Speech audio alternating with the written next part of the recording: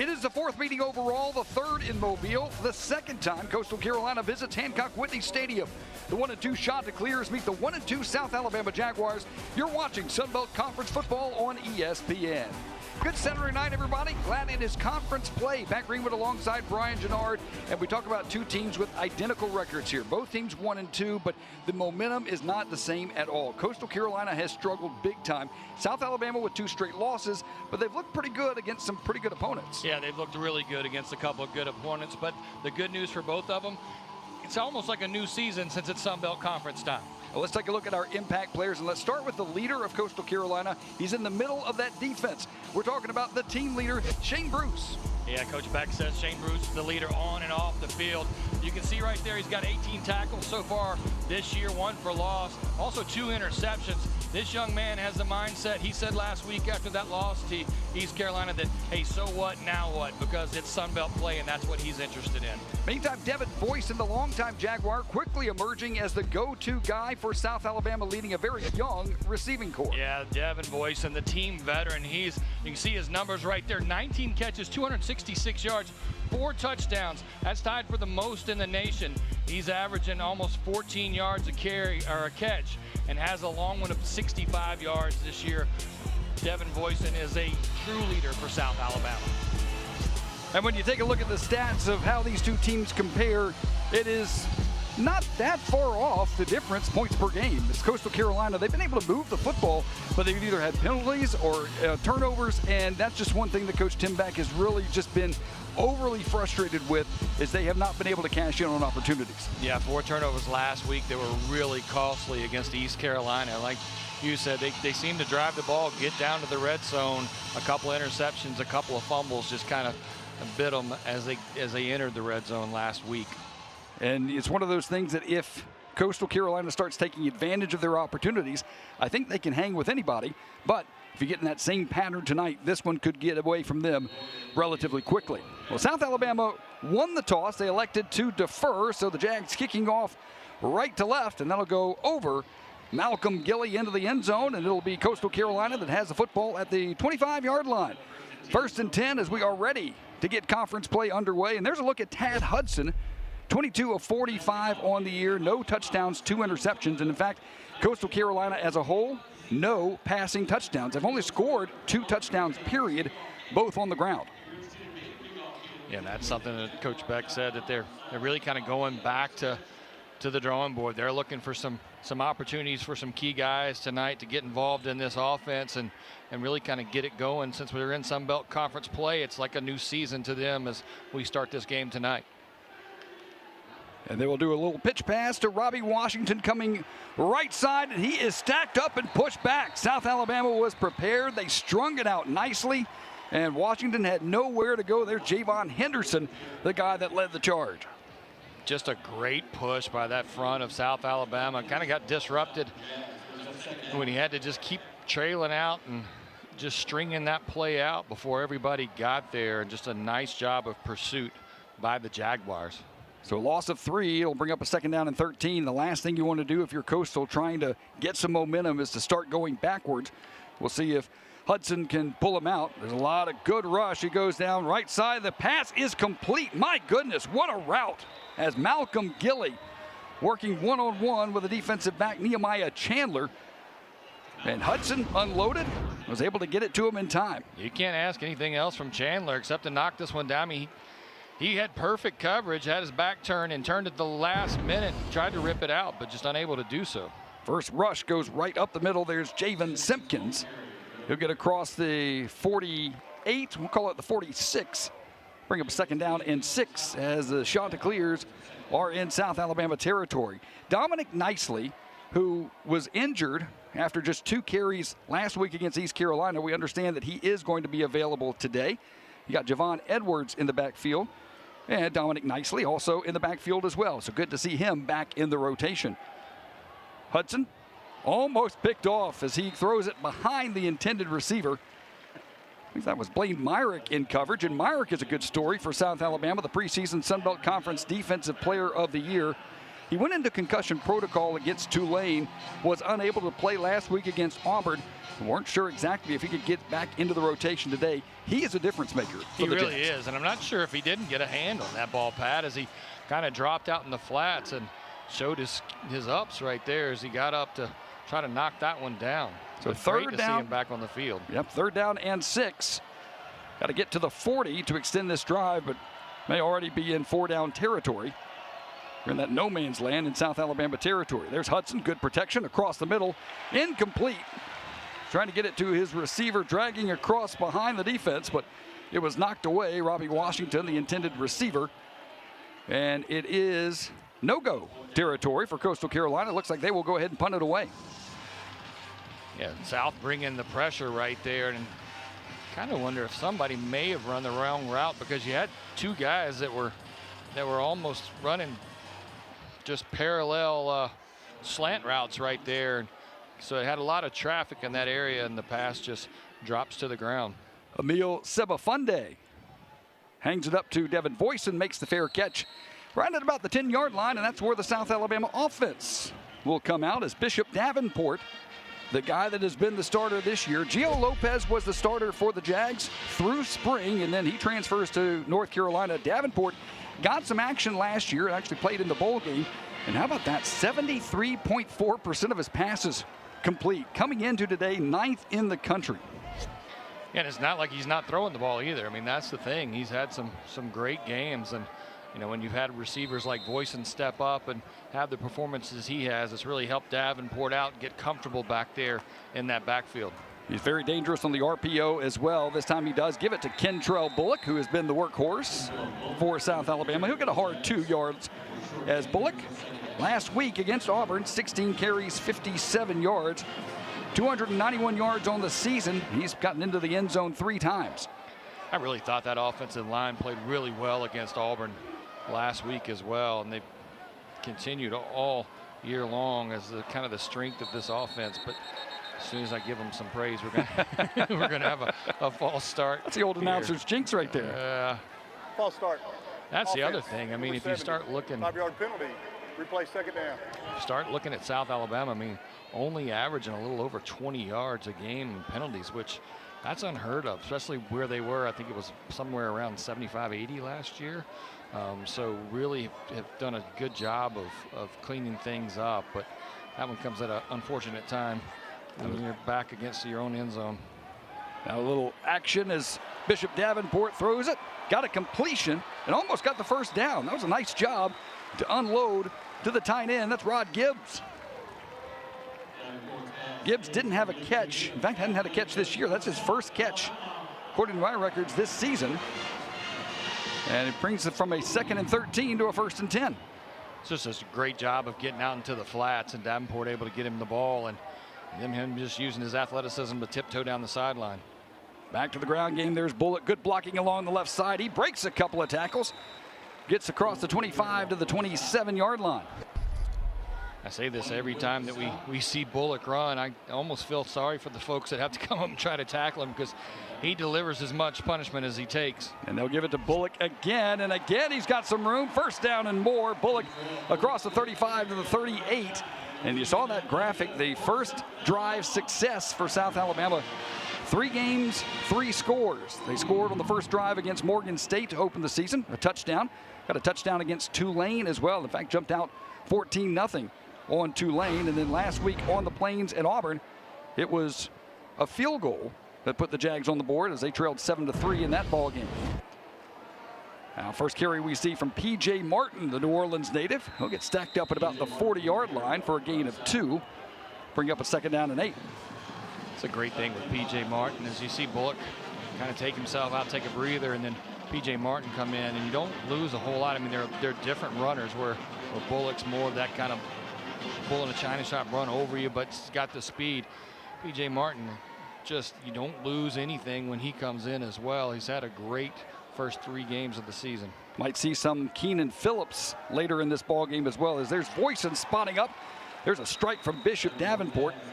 Punched out of bounds by Jamarian Wayne, short of the 1st down. That'll bring up a 3rd and about 2 at the 46-yard line. Yeah, not bad coverage by Wayne. Wayne just gives him a little bit of a cushion, but great route right there and a great job by Davenport. Davenport has that ball out over the shoulder of Voisin as he comes out of his break, and enough to give him third and manageable here for South Alabama.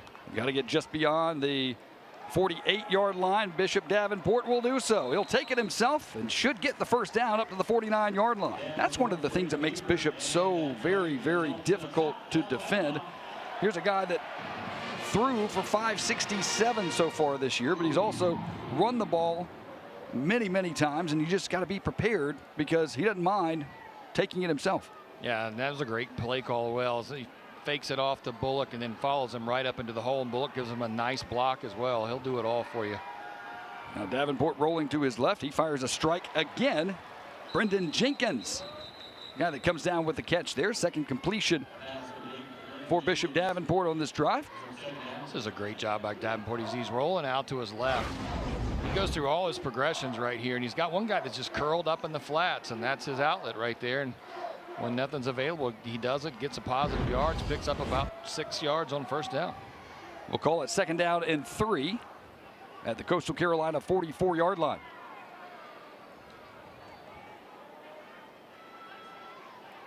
A lot of men in motion for the Jags, and it'll be Bishop Davenport once again. Now flushed out of the pocket, throws right side. It's complete to Jeremiah Jones-Thomas, but it's one of those ones that maybe if you're JJT, you want to drop that one because that's going to be a loss of a couple. Yeah, for Davenport, your percentage stays at 70-something%. You would have taken a drop in percentage there for maybe just a tick off the old mark. That's one of those ones that as a young receiver, you're like, you just let that one fly by you. But that was just great pressure from the backside. Jaden Bryant was the guy applying the pressure. Jags have to get to the 41-yard line. And another strike and a first down. Bishop Davenport, once again, Devin Voisin, the guy that makes the catch. And the Jags have moved the sticks once again. That's just a great relationship right there between a quarterback and his receiver. Davenport knows exactly where he's going, and as Voisin comes out of his break, he has the ball right over his shoulder again. Just a perfect strike. Great coverage as well, but even a better throw by Davenport. Miles Mouyong was there, but yeah, threw it into a tight window as P.J. Martin will get the ball down close to the 30-yard line on 1st and 10. P.J. Martin, last week, 11 carries for 30 yards, 22 for 88 on the year. He does have a touchdown, averaging just over 4 yards per carry coming into this one. We'll call it 2nd and 6. They'll go back to P.J. And how about the bounce out? P.J. Martin, one man to beat, can't do it. That is a great stop by Jamarian Wayne. If Wayne doesn't make that stop, P.J. Martin's next stop is the end zone. Yeah, it looked like for a second he was off to the races, and it was a great cut, like you said. He bounced that thing out to the left-hand side. And from our vantage point, it looked like he was off to the races and he was gone, and all of a sudden, here comes Wayne up to make that's just a great open field tackle. And does a good job of holding on. You see a lot of guys just want to knock you off your feet, but Wayne does a good job of wrapping up as well. 3rd down and 3, Davenport to throw. Has the wheel route and overthrows the intended Devin Voisin. He was stride for stride. Miles Mouyong was there, and that'll bring up a 4th down and 3 at the 29-yard line. Be about a 46-yard attempt should the Jags try it. Let's see if they're going to send the field goal unit on or if they're going to keep it. Looks like the Jags will go for it. South Alabama already 6 for 10 on 4th down conversions this year. The reason it's 4th down is because Mouyong does a really nice job of getting back in coverage. Looked like for a second that route was going to be open. Anthony Eager in motion to the far side. They'll roll his way, and that is incomplete. Didn't look like the intended receiver, Eager, knew the ball was coming at that particular point. Thrown behind him anyway, and Coastal Carolina with a big stand as South Alabama turned away on 4th down. So each team has nothing to show for it. We'll come back to Mobile after this. 6:47 left in the first. No score.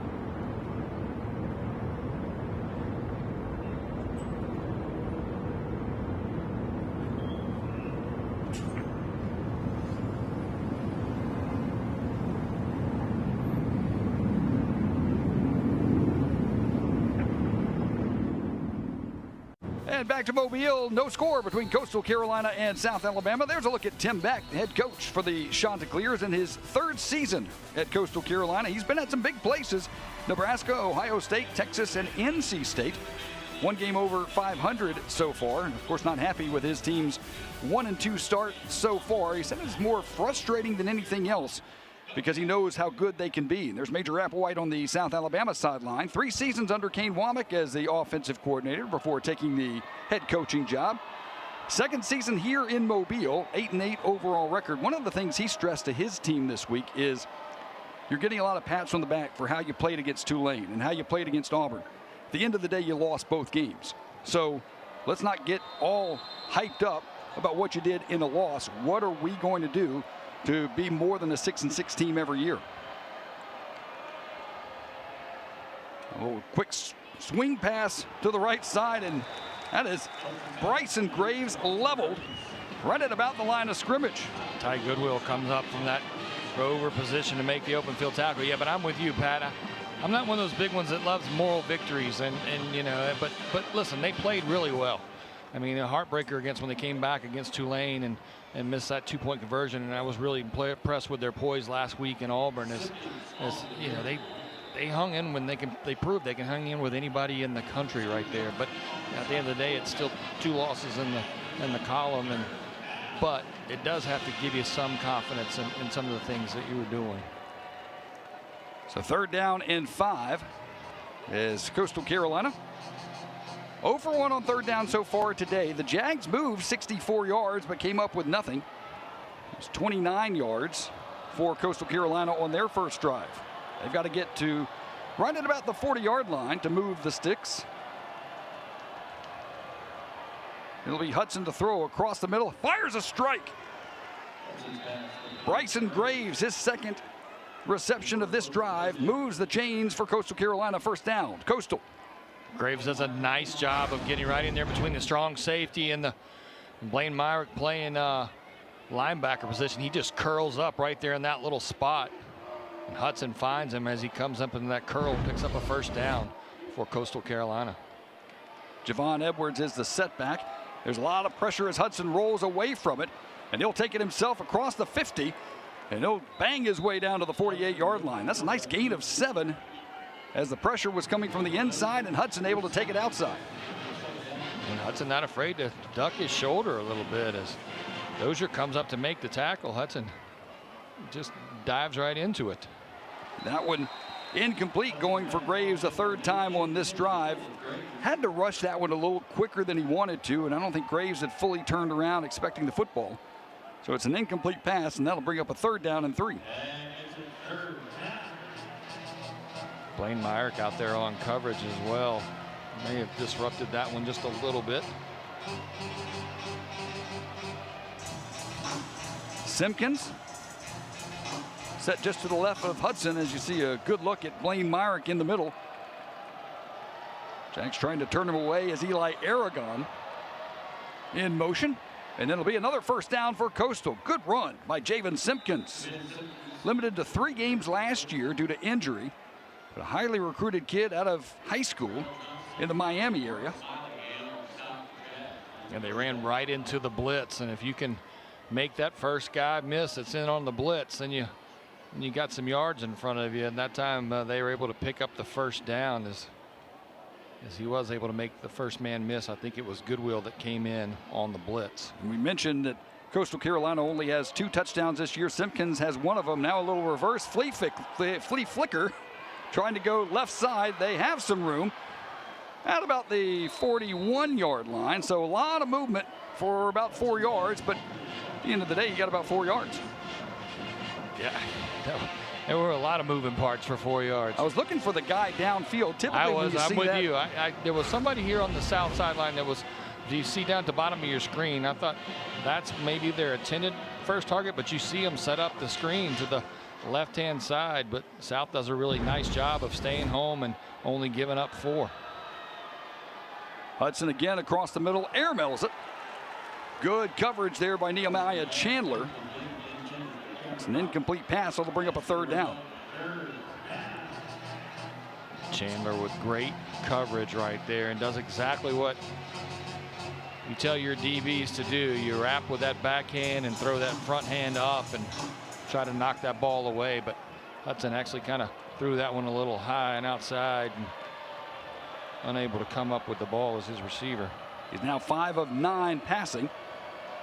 Back to throw again. Pressure from the backside. Scrambles away. Hit as he throws. And the pass is incomplete. Once again, great pressure by the South Alabama defensive line. That was Dominic Wiseman, the guy applying the pressure, and Coastal Carolina will be forced to punt it away again.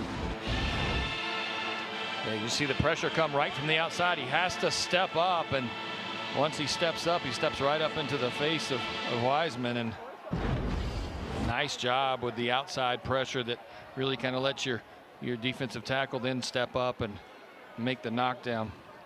Seba Funday to punt it away again at his own 45-yard line. Foyson fielded the last one at the 10. He'll let this one go, and it bounces into the end zone for a touchback. So when we get back, South Alabama will have the football at the 25-yard line. No score between the Jags and the Chanticleers.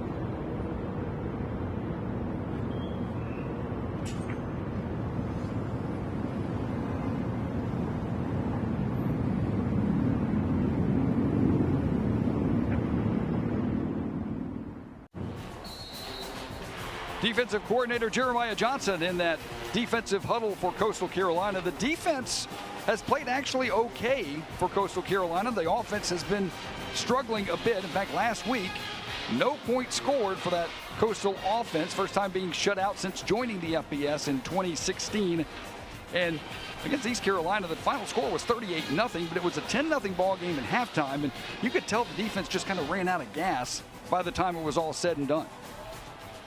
Yeah, between the turnovers as well. I mean, that was, the kind of the factor in that game that really just kept hurting them and sometimes giving them a short field to work with as well. And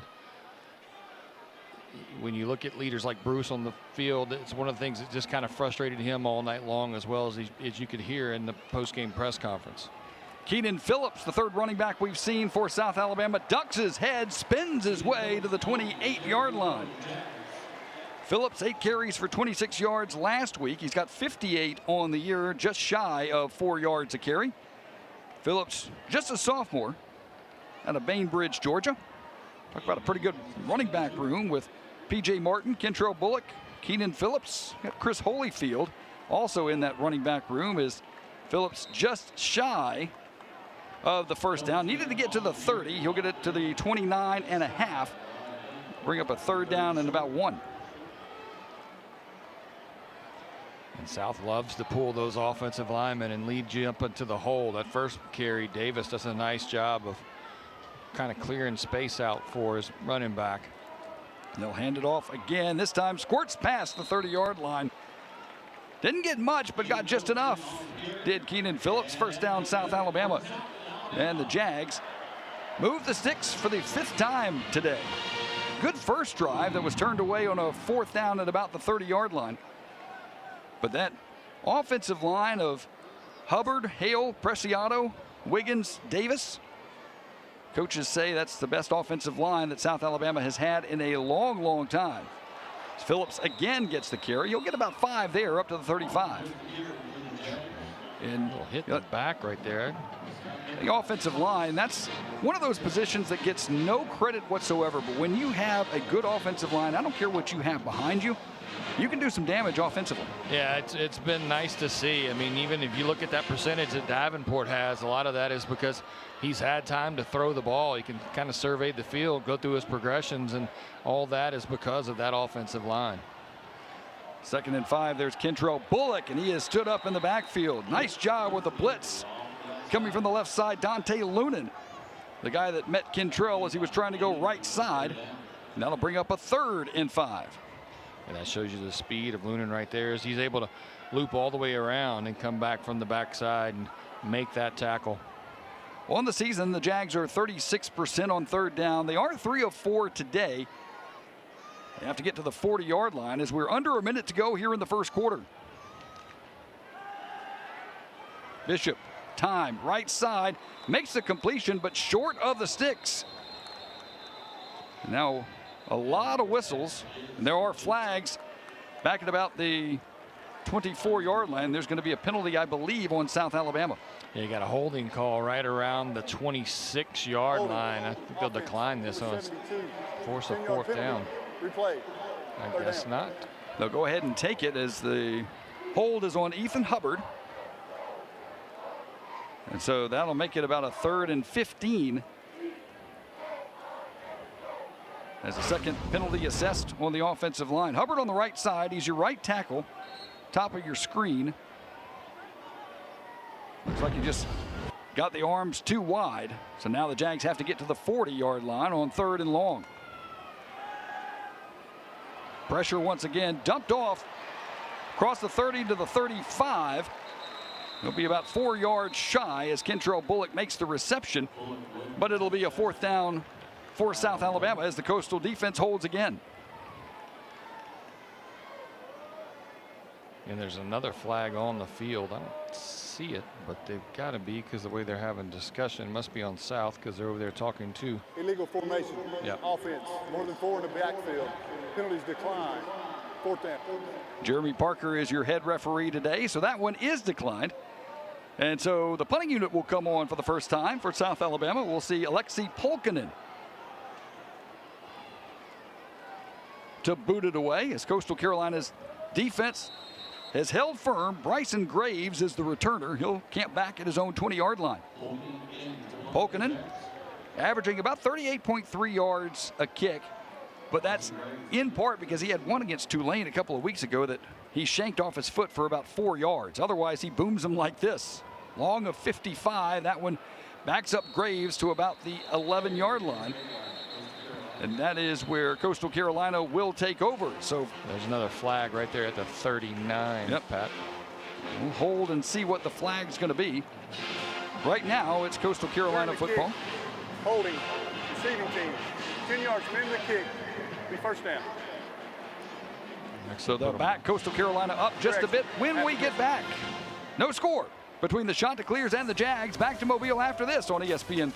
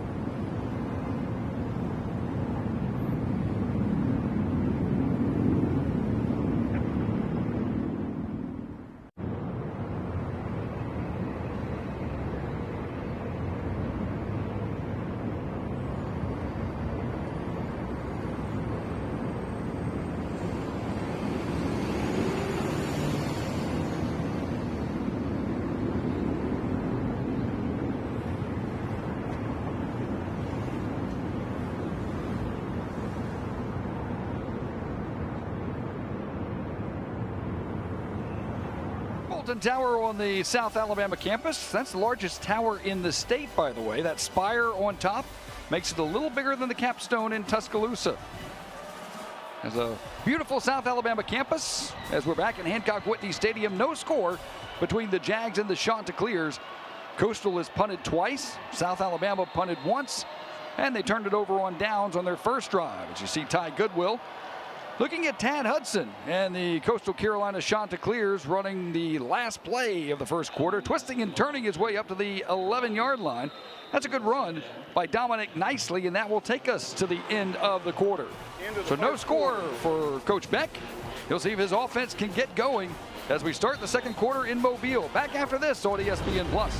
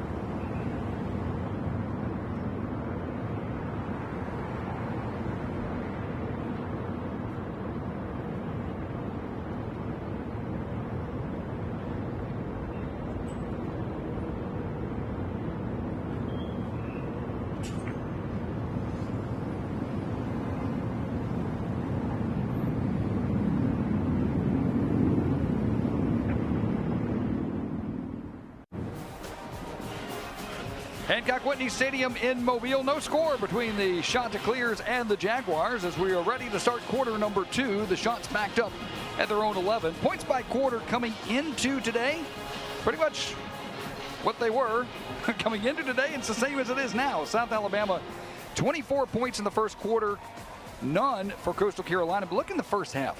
The Chanticleers have only scored 3 points this season, the entire first half.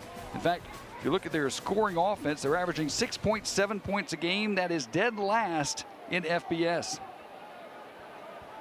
Not a stat that Coach Beck was very happy with. And again, part of that is penalties have been a problem and turnovers. They haven't turned over the football so far as we'll swing pass to the left side and a late flag as Dominic Nicely gets across the 10 to about the 11-yard line. Yeah, you're going to either hold or a block in the back right here on Coastal Carolina, I believe, right around the 8-yard line. Illegal block in the back. Offense, number 20. half the distance to the goal. Replay second down.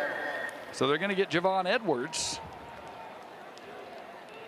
on the penalty. If I'm not mistaken, that's the first penalty of the day for Coastal Carolina. The Jags have 2, but that'll back it up to about the 6-yard line, make it second down and 11. It's actually the second that they had that one on the punt that good gave call. them half the distance, the block in the back.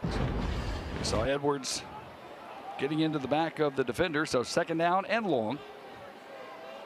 Jags showing blitz up the middle. Ball is tipped up in the air, and it is caught, and my goodness, caught and then pushed back into the end zone. Ty Goodwill laid the lumber as Bryson Graves, the guy that came down with the tipped ball. He may say, you know, in the future, I don't want to do that anymore. That's one of the things. Once that ball's tipped, there's not pass interference, and Right. Ty Goodwood knows it. He comes up, knows he's not getting to the ball, but he wanted to make sure whoever caught it didn't go anywhere, and he would have loved to got himself a safety out of that. Yeah. But you know, It's forward progress, and so you don't get it. But so they'll go to the ground game, and they'll get up to about the 14-yard line, but well shy of the first down, as Javen Simpkins gets a couple of yards rushing, but now Coastal will have to punt it away for the 3rd time, and this time South Alabama should get pretty good field position. The last time Devin Boyson has fielded punts, it's been inside his own 20. Right now he's set up at his own 40. we'll see. We saw it when warm-ups. I mean, they've so far just straight kicked. We've seen some rollouts and warm-ups, and see if they go to that or just straight formation, straight kick. Boyson will have a chance to return this one. Catches it at the 40. He's got a hole. Devin Boyson across the 40 to the 39-yard line. He almost had a punt return for a touchdown in an earlier game that was called back. This time he'll get South Alabama in great field position. They'll start in Coastal Carolina territory after this. No score, but the Jags with good field position back to Mobile on ESPN+.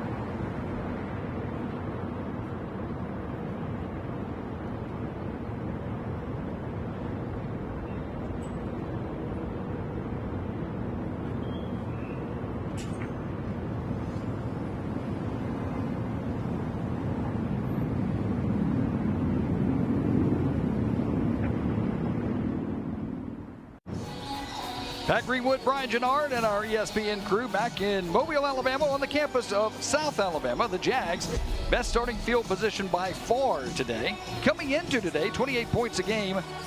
Yards per game, very good. How about the completion percentage and the pass efficiency leading the Sun Belt Conference? Right now, it's been a pretty average attack. 44 passing yards for the Jags, 45 yards on the ground. But they've been unable to cash in. They had to punt once, turned it over on downs as well, but this time only a 40-yard field to try and crack the scoreboard here. No score in the conference opener. between the Jags and the Chanticleers. We've seen Coastal with as many as 5 down a lot so far. Now just 3 down as they'll do the quick pitch right side. They come up in the hole and meet Keenan Phillips for a short gain. That's good pursuit defensively by Coastal.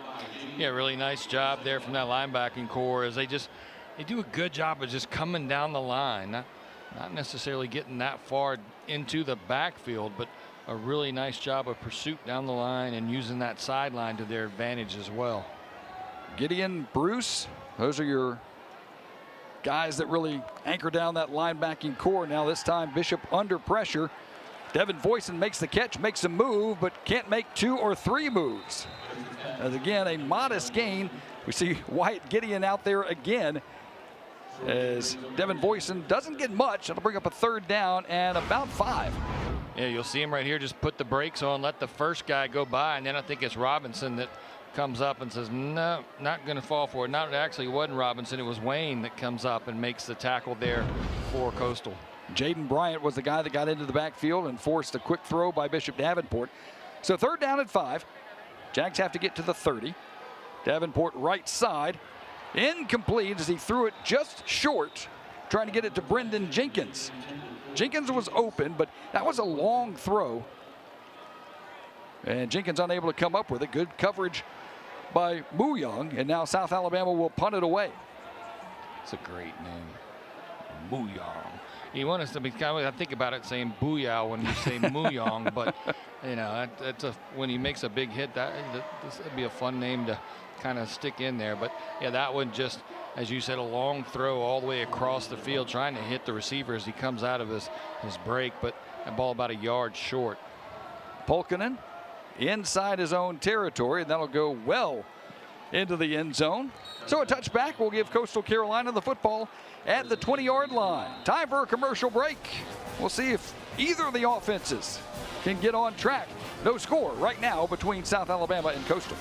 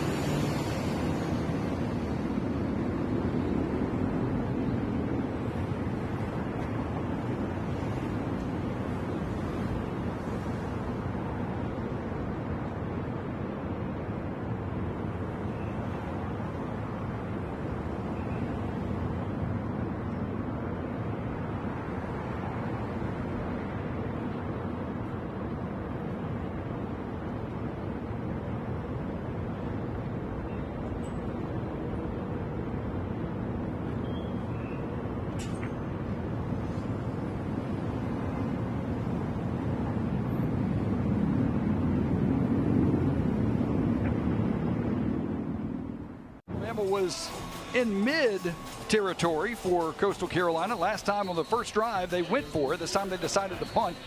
I think they're counting on Coastal Carolina's offense continuing to have issues. Last week against East Carolina, only 239 total yards.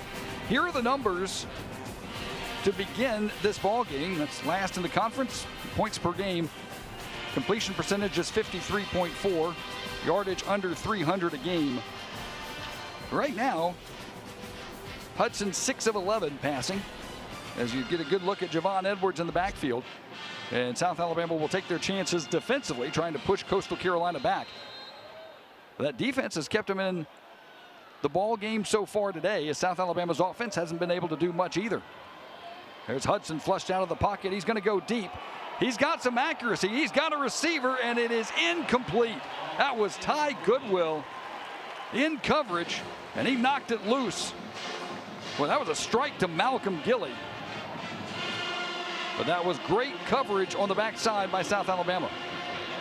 Yeah, Dillard Jr. back there as well, but the receiver gets behind. Hudson's able to step up and step into this one. He does come up just a little bit short. And actually it was Dillard Jr. It was Dillard, yeah, Brian Dillard. Made that deflection right there for South to knock that ball away. The West Georgia transfer, the guy that should get the credit. Meantime, a run up the middle by Edwards. He'll get a couple, but it'll bring up another 3rd down and long. Blaine Myrick among the guys bringing Edwards down. When you know he's chomping at the bit this week. I mean, just having to sit out last week, and especially middle linebackers have that they want to go hit somebody, and after having to sit out and watch that game last week in Auburn, I'm sure he's so excited to be back in there. Free play here, I believe, for Coastal Carolina, as South Alabama, I think, got in the neutral zone. There is a flag across the way. Pass was incomplete, everywhere. But I think that's going to go on the Jags for jumping. Yeah, but then you had some extracurricular in the backfield as well between a defensive lineman and offensive lineman. We'll see what that is. But Hudson saw that jump, and he was just throwing that ball to see if he could get something happening downfield. But we'll see what the secondary call is as well. 2 flags right there at the 15-yard line. The other one right around the line of scrimmage. 2 fouls on the play. Offside, defense, number 97. Personal foul, unnecessary roughness, offense, number 57, hitting the player while on the ground. Those fouls offset. Replay, 3rd down. So Tyler Thomas, the guy that jumped offside. Zach Elam, the center, who missed all of last year with an injury. And when we were talking to Coach Beck about Zach Elam, the center for Coastal Carolina, he really talked about Elam as kind of like Shane Bruce, just one of the big leaders, one of the big guys that rallies the team. And it's good to have him back in the lineup, but he was involved in that extracurricular activity, so it was as if the play doesn't exist. We'll do it again, 3rd down and 8. Washington in motion, so 3 receivers to the far side. Low snap. Hudson now in trouble. Steps up, throws it behind the intended receiver, and it's 4th down. As Malcolm Gilley is the guy he was trying to hit, but Hudson was under fire. A lot of hands grabbing for the ankles. They couldn't get to him, but it's another incompletion and another punt for Coastal Carolina. Yeah, give that one to the pressure of the front of South Alabama. It looked like he almost had happy feet the way that the rush came in on him. Going back to that play before, though, I've never understood that your 5-yard penalty can be offset by a 15-yarder. Like, should we split the difference or do some math there? Or we just, it's weird to me we wipe those out. This under-end kick checks up at about the 40-yard line and will go sideways, and that's where it'll be down. And the Jags will go back on offense in just a couple of minutes. Devin Boyson, we'll see if he can get the offense going. No score in the conference opener between South Alabama and Coastal Carolina.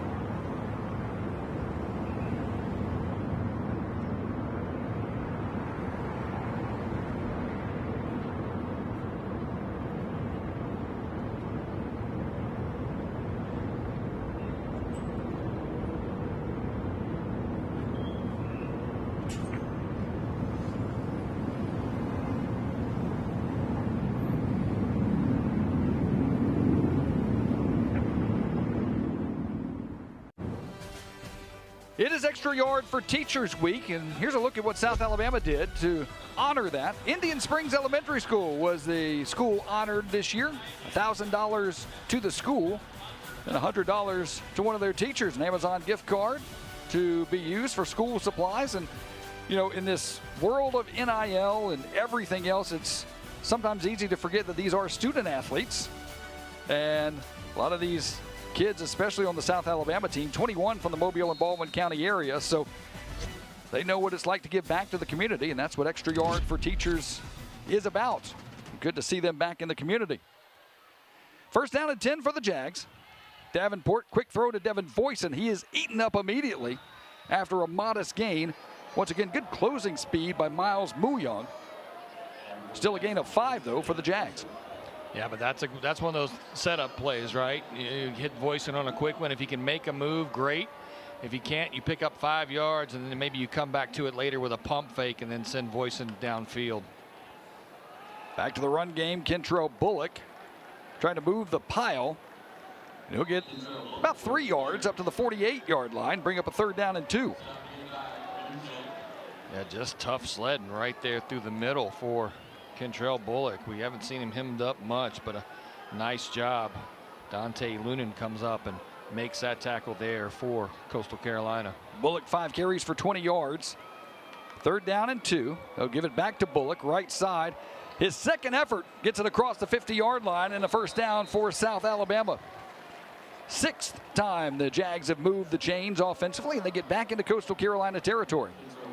Boy, you just see the strength of Kentrell Bullock right there, because he came to the line, got hit right around the 49-yard line, maybe even bounced back a hair, and then he just spun himself off to the left-hand side and ducked his head and got in the middle of the pile, pushed it a little bit, and picked up the 1st down for South Alabama. Bullock out of Columbia, Mississippi, originally signed with Ole Miss and then transferred into the Jags program a couple of years ago. Now Davenport, right side, just beyond the outstretched arms of Devin Voisin. Incomplete, 2nd down. It's a good effort there by Voisin, but he stands 5'10". If he was 5'11", might have had it. Yeah, he's really looking downfield. He had a receiver running a post route, and Voisin was his outlet, and Voisin had some steps on the defender, just unable to connect as Davenport. Davenport now 8 for 12 on the game. 2nd and 10 at the Coastal Carolina 47-yard line. There's Gibbs in motion now into the more traditional tight end set. Jags back to the ground game. There's Bullock bullying his way across the 40 and close to the 1st down, Kentrell Bullock. Good tough run by number 3. And it looks like he is about a yard shy, so 3rd down. They got to get to the 37-yard line. They're at the 38, 3rd down and 1. What a block, though, by Maury Wiggins. He pulls on that play, and he really gets the kick-out block. And that's what got Bullock the hole to get all the way up to make this a 3rd and 1 play. Time running down here in the 1st half, 8 minutes, 40 seconds and counting. 3rd down and 1 is Bishop Davenport out of the shotgun.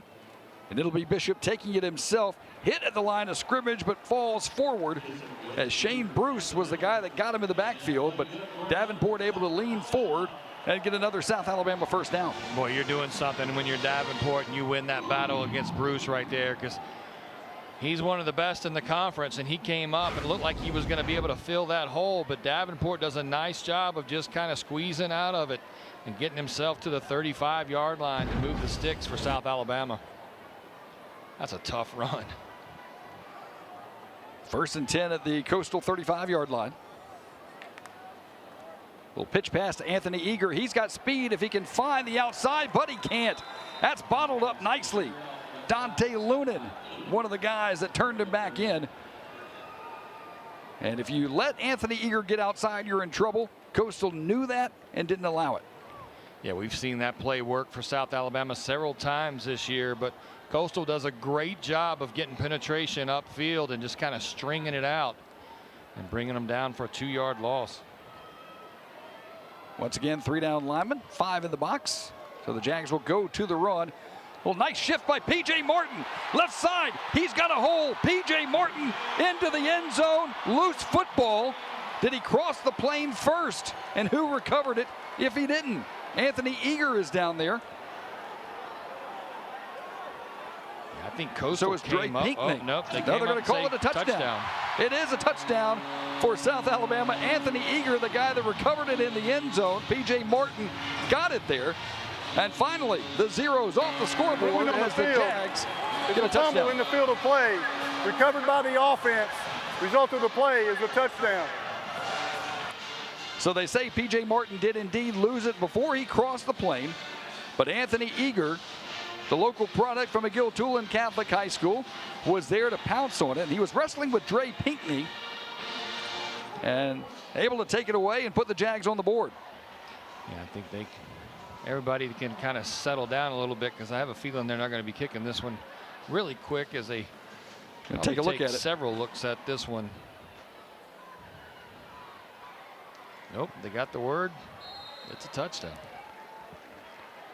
So here comes DeBoyan on to kick. Hamilton DeBoyan, who missed 2 extra points last week at Auburn. Trying to right the ship here. Good snap, good hold. That one right down the middle.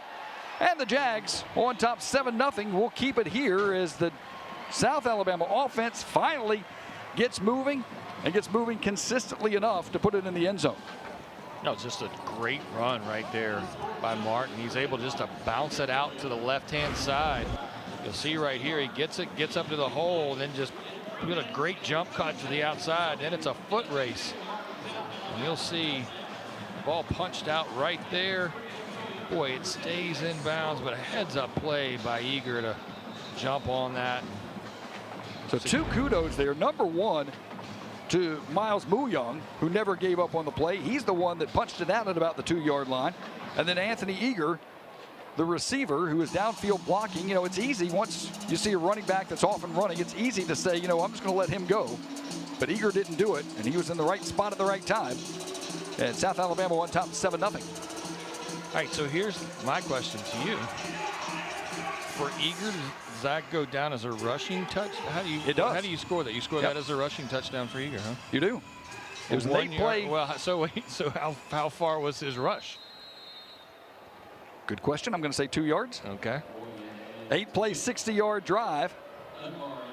And the recovery in the end zone puts the Jags on top 7-0. And now the kick will sail out of bounds. My goodness, that's not what you want to do after you get momentum. And DeBoyan yanks it. Free kick out of bounds. Kicking team, number 36. Ball be placed at the 35-yard line. First down. So that gives a struggling Coastal offense great field position to start another drive. 7 minutes left in this half. They still have all 3 of their timeouts. They'd love to put a drive together, because what you don't want to do is give South the ball back, give them an opportunity to get a kind of a 2-for-1, because they deferred in the coin toss, so they will get the ball to start the second half. This will be the 5th drive for the Coastal Carolina offense. The first 4 have resulted in punts. And we'll see what they can do here. Here's Hudson. He's taking a couple of shots downfield. Flags fly as that one thrown well out of bounds. That flag thrown usually in the area of holding. Carmelo English was the receiver that was somewhat in the vicinity, but if he wasn't on row 3, I don't think he had a chance to catch it. There's no foul on the play. Second down. So the referees discuss it. They pick it up. It'll go down as an incompletion, second down. I love the fact that Elam, every time they have a discussion, it seems like Elam kind of gets himself right in there just to see what's going on, maybe help him out a little bit. I love guys like that. Used to kind of sneak in that huddle a little bit, want to get the 4-1-1 on what's going on. Edwards and Nicely blanketing Hudson. It'll be Nicely coming left side. He's got a hole. Nicely across the 50. Nicely into the clear. Finally broken down at about the 38-yard line. Dominic Nicely, who went out with an injury against Coastal Carolina. Check that. That was Javon Edwards, I should say, that made the run. Either way, great run. Now this is Nicely along the right side, and he'll get a good push for about 4 yards. Yeah, they go back to the same play that we just saw, but what a great job sealing the end, kicking that end out right there. Blaine Myert was coming up, and they did a great job of kicking him out. That opened the running lane You and I had a great look at it. Boy, it was just a wide open running lane right there. As Coastal Carolina with a big gain and then comes back to the same play, that time just to the right side to pick up 5 yards. So that is Nicely, who got the last carry, gets this one as well, spins away from a tackle, first down, Dominic Nicely. And Coastal Carolina now in striking territory as they get down toward the 20-yard line. Well, Nicely just running with all kinds of effort right there. Give it to him again. Feed the beast.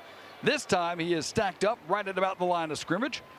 Much better penetration by South Alabama. Steven Johnson, the guy that met him in the hole, to bring up a second down and about 8. Yeah, that's 6'3", 324 pounds right there. And Johnson does a great job of, the blocker was still on him as he's making the tackle right there for South Alabama.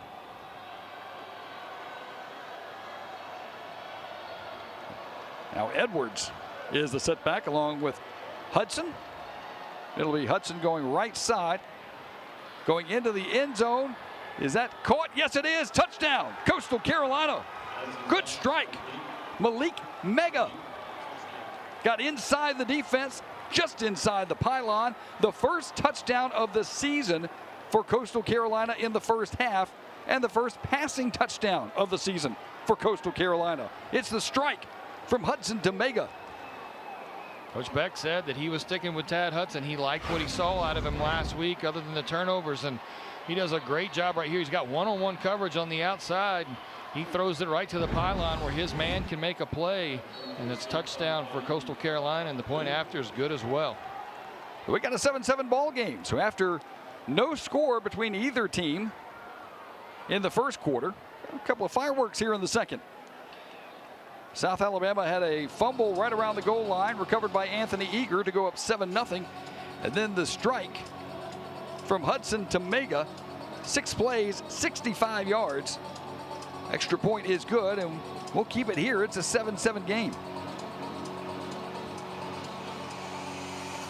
Boy, if you're Coach Beck, you got to love the answer of your team right there. I mean, it kind of started off with an errant kick out of bounds, so you get great field position off the 35, and then couple of nice runs, and you're in Jaguar territory, and then Hudson with a strike right there to the pylon to get that touchdown for Coastal Carolina.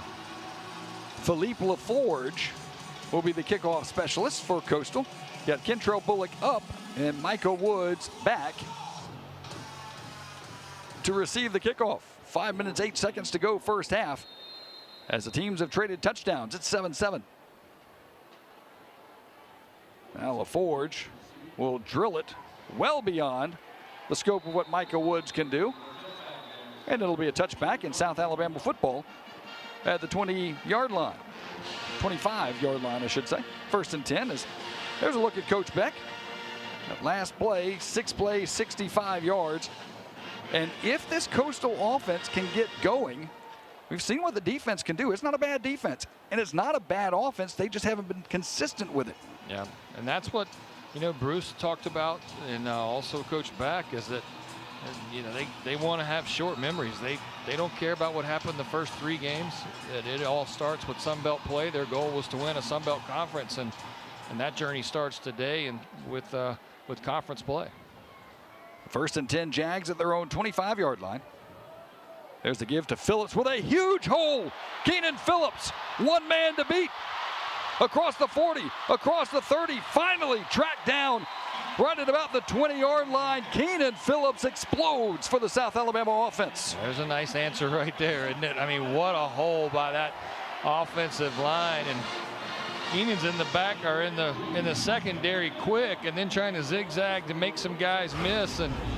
But boy, what a hole right there. As you can see, nobody in the screen as he hits the hole, and then Coastal Carolina does a good job of not giving up on the play and tracking him down.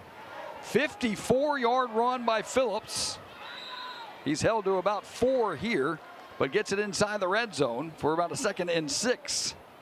So Keenan Phillips, my goodness, what a run for the Georgia military transfer. Now there's an injury to one of the Chanticleers. Injury. Not exactly sure what happened right there. He was at the bottom of the pile. But they may be looking at a knee or ankle, something on the left side. I think that's able to hobble off. That looks like Amari Notice. Yeah. The Idaho transfer. He's from Canada. In fact, among the top 20 prospects in the CFL draft. Interestingly enough, South Alabama has a linebacker in not Caleb Dozier. It's in Darius McKenzie, who is also on the watch list for the CFL draft. That's good football played north of the border. I watched some CFL in June and July.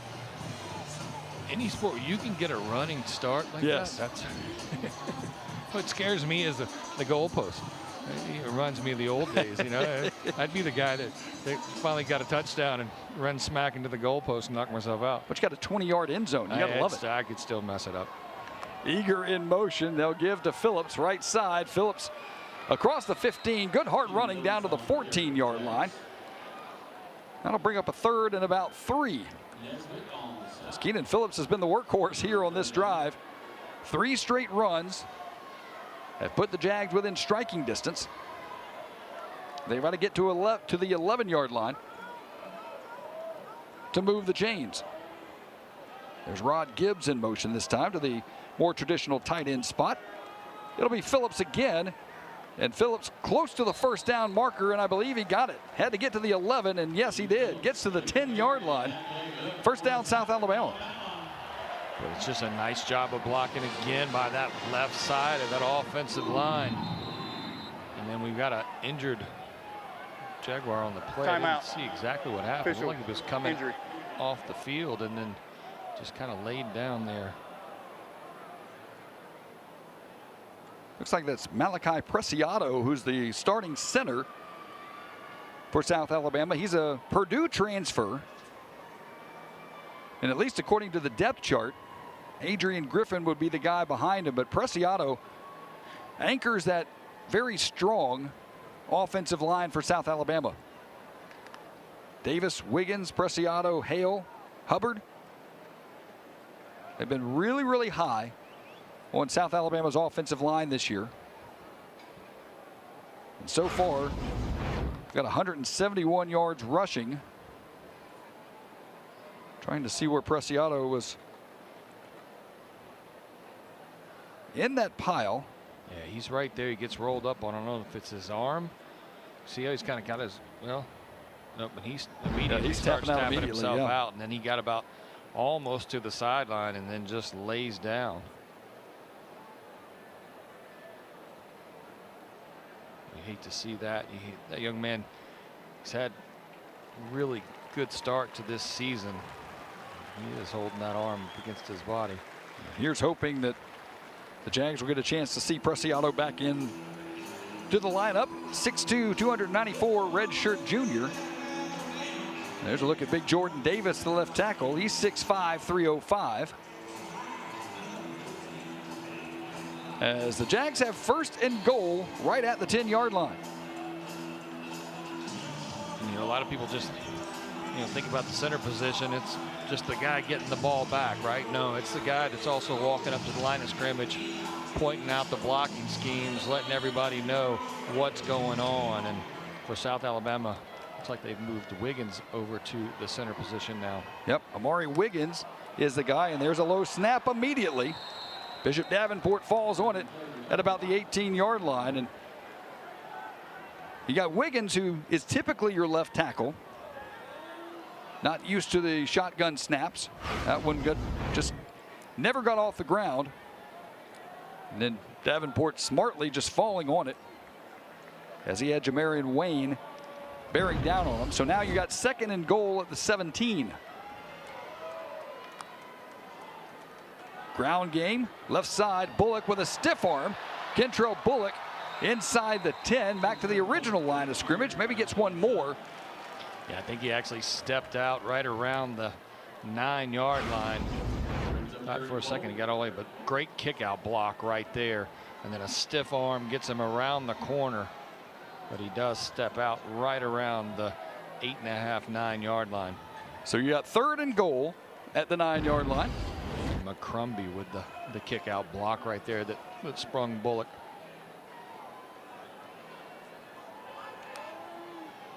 Jags need to get it into the end zone here. Amari Wiggins still at the center spot.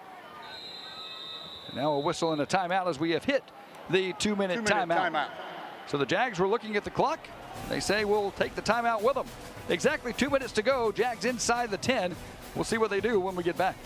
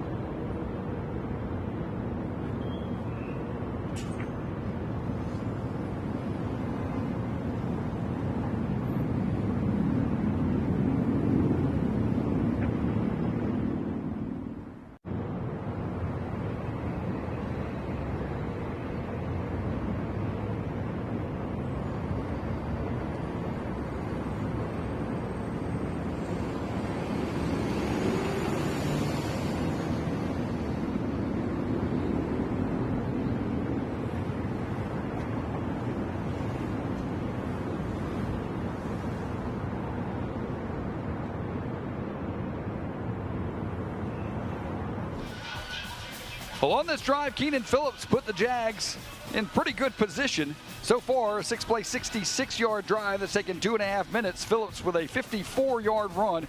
But then after an injury to the center, a snap pushed South Alabama back. And then Kentrell Bullock gets the Jags back inside the 10 to the 9-yard line. And that's where they face a 3rd and goal right now. 7-7 ball game. That's Bullock set alongside Bishop Davenport. Once again, a slow snap, but it's Davenport taking it himself. Rumbles inside the 5 to about the 1.5. Now decision time. This is going to get interesting. 4th and goal at the 1, maybe 1.5. No hesitation from Major Applewhite. They're going to go. Yeah, I thought if you got down inside the 3 that you're going. Anything other than that, maybe you're kicking the field goal, but like you said, no hesitation on South Alabama's part as they send in the jumbo package and line this thing up. But now Applewhite goes down to about the 5 and does call a timeout. South Alabama, first charge of the half, 30 seconds in length. And I think it was a situation, too, where you're going to see what kind of defensive package Coastal Carolina comes up with. You do have the factor that Malachi Preciado, the starting center, is not out there again. Even that last play wasn't a great snap, but it was able to be handled by Bishop Davenport, who was able to push it to about the 1.5-yard line, maybe the 2. They're going to officially call it 4th and 2. Please set the game clock to 1:27. 1:27, please. But Malachi Preciado, by the way, the center, is back in the huddle. I don't know if he's going to go in the ball game right now, but he is in that offensive huddle behind the specialists who are kind of see them rolling their eyes going, let me kick this thing. But South's going to go for it, and Preciado is going back in the ball game. Boy, that's good news for South Alabama.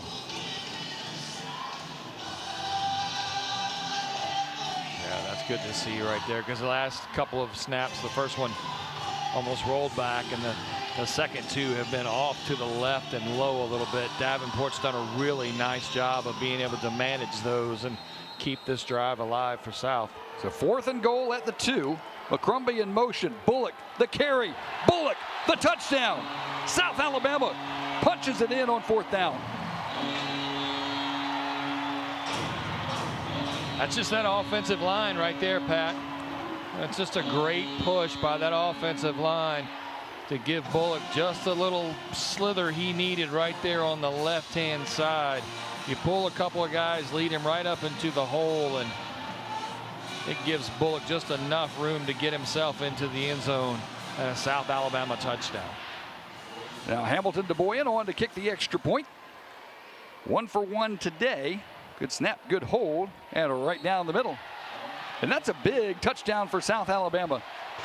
As they had moved it down the field, hurt themselves with a bad snap. And that's no shade on Amari Wiggins, the left guard, who had to pinch hit in that center duty when Preciado was out.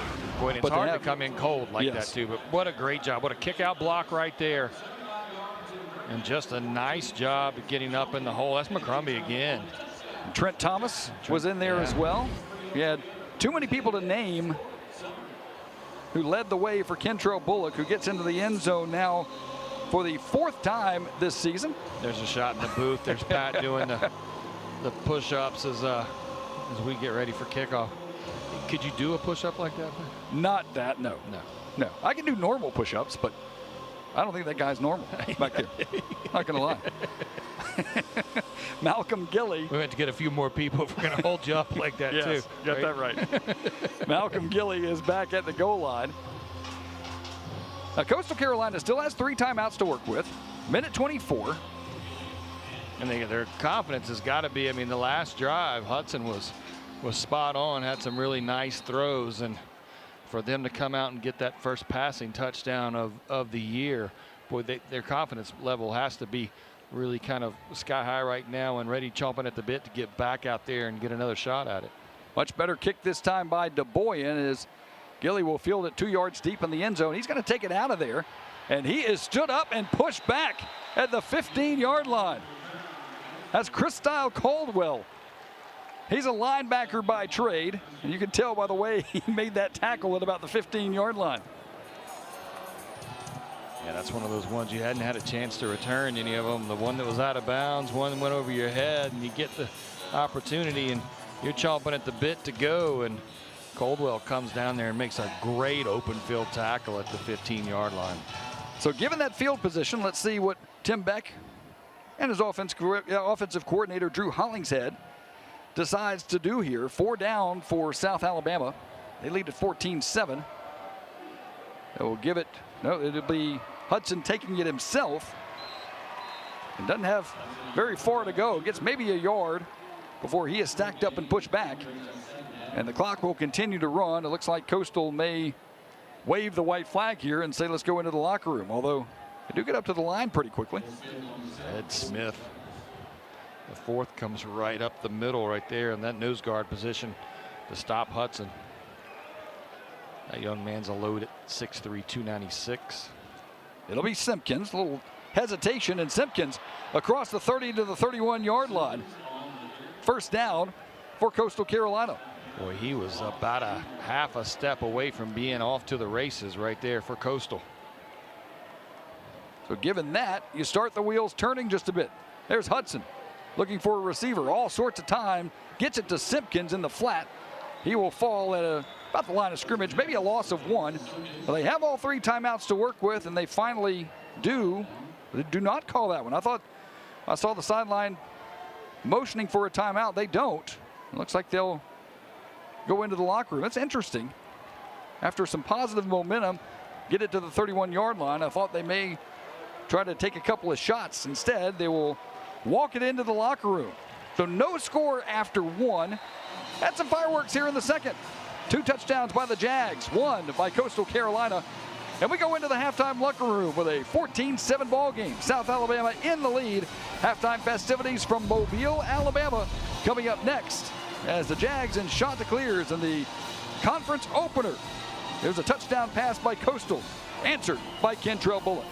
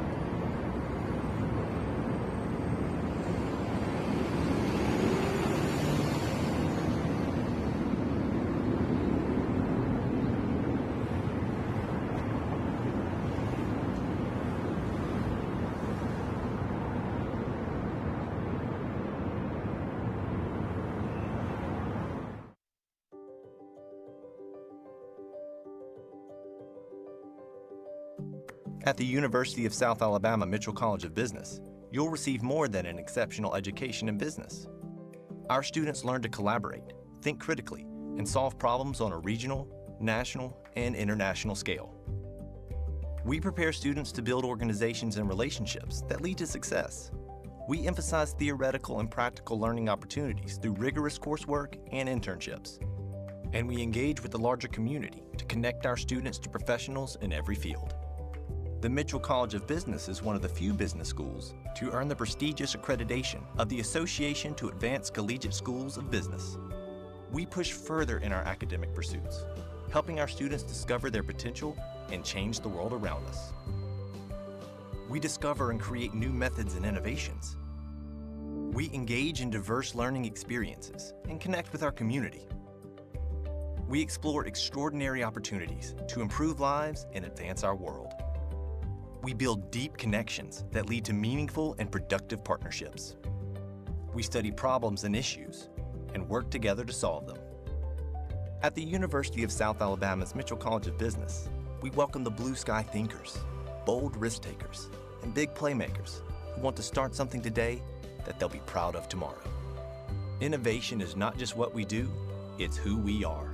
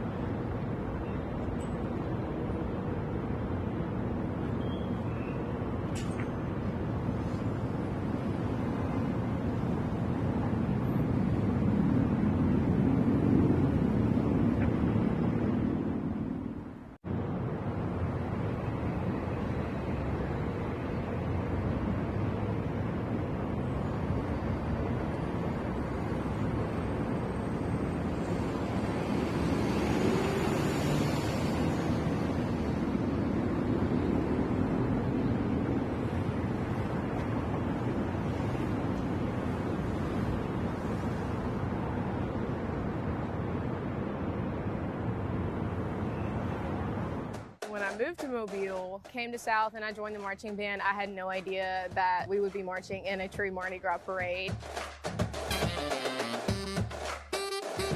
It's almost overwhelming, but in a good way, you know, and when you first turn the corner and see all the people with loads of excitement and all the beads and moon pies and cups and prizes being thrown everywhere, the beads hanging in the trees and everything is really cool.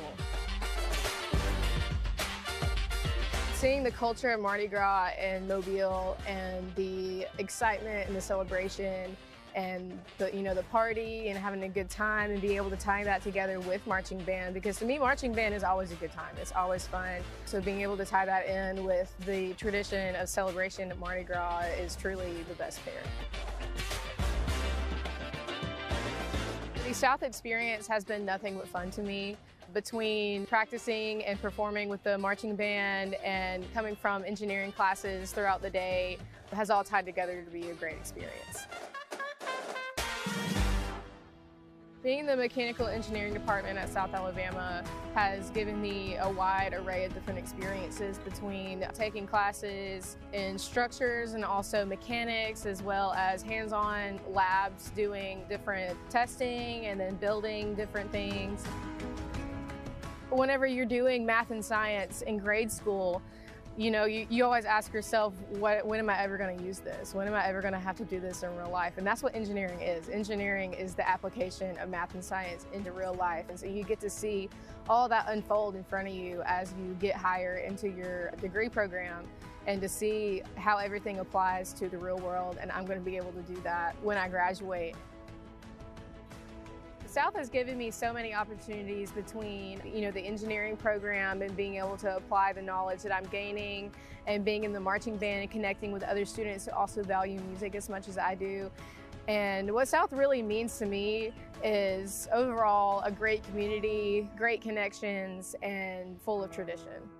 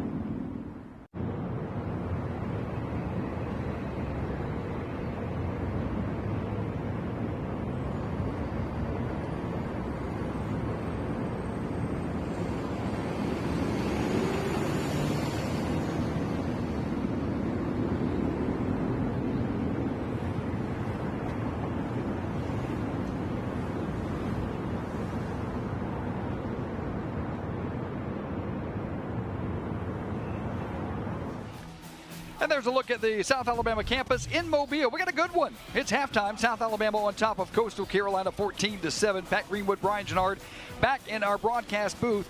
And go back to last week, Coastal against East Carolina. It was a 38-0 final, but it was a 10-0 ball game at halftime. Coastal's hanging in. Yeah, Coastal's not only hanging in, they're playing really well. They had that nice drive. They got their first offensive pass touchdown of the year. They're feeling good and confident. The defense is playing strong. I mean, South playing well, but Coastal right there with them. We got a game. Let's take a look at the first half highlights. And you talk about that offense from Coastal Carolina. Right now, 152 yards total. It was the air game. Airing it out to Bryson Graves. What a great catch.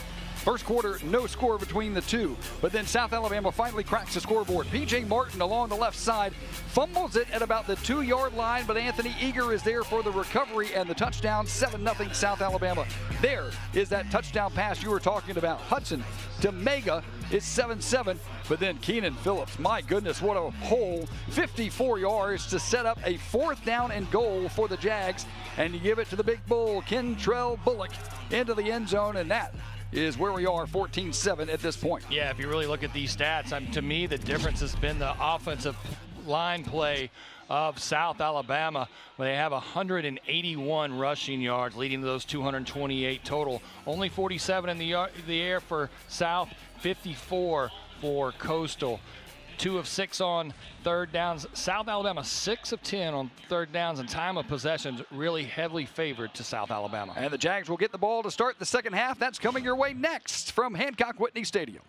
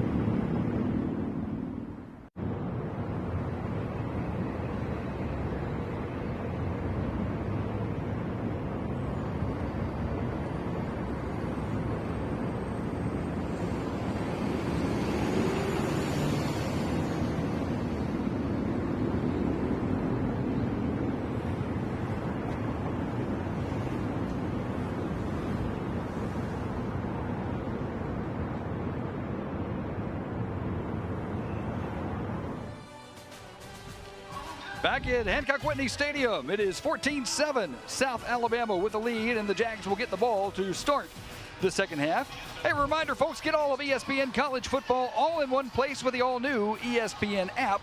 Unlock with the ESPN Unlimited plan or log on with your TV provider. Glad you're with us on ESPN Plus as the conference opener between South Alabama and Coastal Carolina. Now, these two are in different divisions. In fact, the Sun Belt Conference is the only league in FBS that still has divisions. I like divisions. I like the fact that you have an East and a West, but you get a chance in the West to play two teams each year from the East. For South Alabama, they'll host Coastal Carolina, and they will travel to Georgia State later on in the season. Meantime, for Coastal Carolina, this is the fourth time that they have played South Alabama. The Chanticleers have won 2 straight. First meeting was back in 2018, but these two programs are very similar. Coastal's only been playing football for 23 years. South Alabama is in year 17. One small difference, though, is that Coastal played FCS for a little while and moved up to FBS a little bit later than South Alabama. But you're talking about two very young football programs doing battle tonight in Mobile. And it's a pretty good one. 14-7 Jags. They'll have the football as Philippe LaForge, who has punched it out of the end zone every time he's had an opportunity, and he'll do it again. And South Alabama will have it at the 25-yard line to start the third quarter. Yeah, that ball bouncing around the end zone, and now all you have to do is just put your arms out and show that you're not going to play it. But if you saw in the NFL last week, the ball bounced around the end zone and was recovered in the end zone for a touchdown. So it was you think about your high school days, those balls were alive, right? And in college now, you just throw your hands out and say, hey, we're not playing it. And it just, I'm not crazy about that rule. I like it where you have to go at least put your hand on it and take a knee. Bishop Davenport, 9 of 13 for 47 yards. No touchdowns, no interceptions. He will hand it off to a spinning Kentrell Bullock. Gets almost up to the 30-yard line. A nice positive gain of about 4 yards, brings up a 2nd down and 6. They go back to that strength of what got them most of their yards in the first half, and that was that running game. They had some big chunk plays, but that offensive line's been playing really well for the first half for South Alabama. Coastal starting to crowd the box a little bit. They're going to try to make Bishop throw, and he will try to throw here. A little turn to Devin Voisin, and he misfires, does Bishop. Voisin was there. He was open when what would have been a first down, but Bishop rolling to his right didn't get enough on the throw, and now it's 3rd down. Sure, I didn't see if Voisin lost his footing when he came out of his break, or if it was just him going down trying to get that ball. Yeah, I think that's what it was. I think the throw was low. Bishop was trying to throw it low to get it away from the defender, but too close to the turf. So 3rd down and 6. Jags trying to avoid a 3 and out to start the second half. Bishop to Voisin across the middle. That's picked off. Jump the route. But they're saying that ball was incomplete. The referee, the line judge here on the near sideline, quick to say that it was incomplete. But I think a lot of that was because of just the bull rush right up the middle. Preciado's not in there. Miles Woods was the guy that, there's a look at the throw previously to Voisin, but Miles Woods was the guy that jumped the route, and they're going to take a look at this, I believe. And it looks like the right guard Gerardo is the one who actually, they've moved over to center right there for South. But again, I think it's the bull rush that's right up the middle that really kind of caused that pressure for Davenport. And Miles Woods was waiting on that slant pass, and let's take a look at it and see if it was indeed. I don't know, man. It looked like an interception in real time to me. Yeah, the bad thing is you have to have enough evidence to overturn it, because the call on the field was incomplete After pass. video review, ruling of incomplete is upheld. And there you go. Down. So they had a much better view of it than we did. And so an incomplete pass. Let's take a look at it from this angle. Boy, We get a much better look here. Right in. Oh yeah, that's a good call. So the officials were on it. The review, right on top of it after that. The camera crew was on it as well. Absolutely. Great shot of it right there.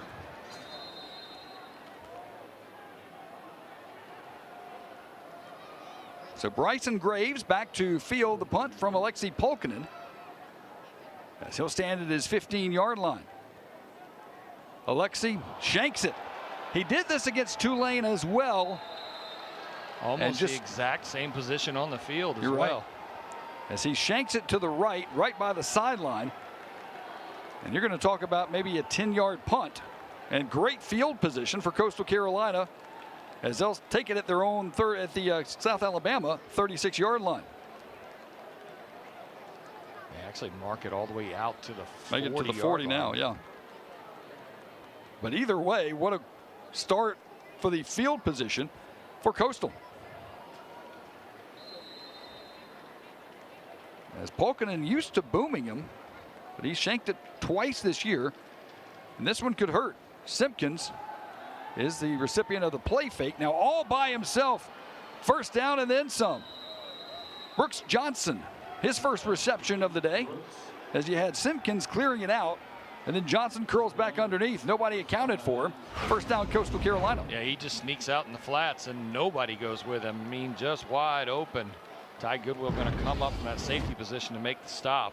Now Simpkins breaks a tackle, pops it to the outside, inside the 20, near the first down marker. We'll call it a gain of 9. And Coastal Carolina knocking on the door here to try and tie this thing up.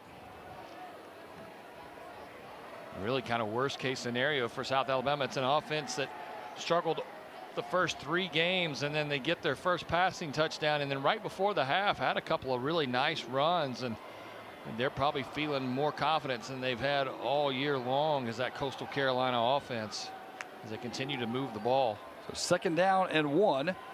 Hudson to throw, looking for the end zone, has a man and has a touchdown. Hudson to Robbie Washington, got behind the defender, and we're an extra point away from being tied in Mobile. Yeah, just like he ran a little wheel route, and once he turned, he gets behind the defender. Hudson sees him and lets that ball go, and then puts a lot of just nice air underneath that ball to let his receiver run under it right in the corner of the end zone. You're absolutely right. Perfect touch. He sees about 2 yards separation between the receiver and the defender. Extra point is good. And we have played less than 2 minutes into the third quarter. We got a tie ball game. Coastal punches back.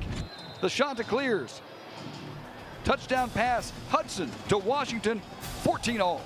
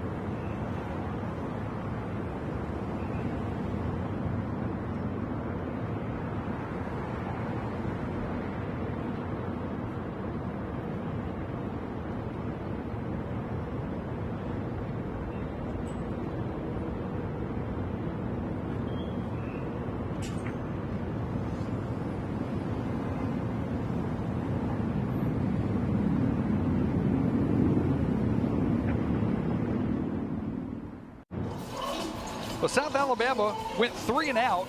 An 11-yard punt resulted in a 3-play, 40-yard drive.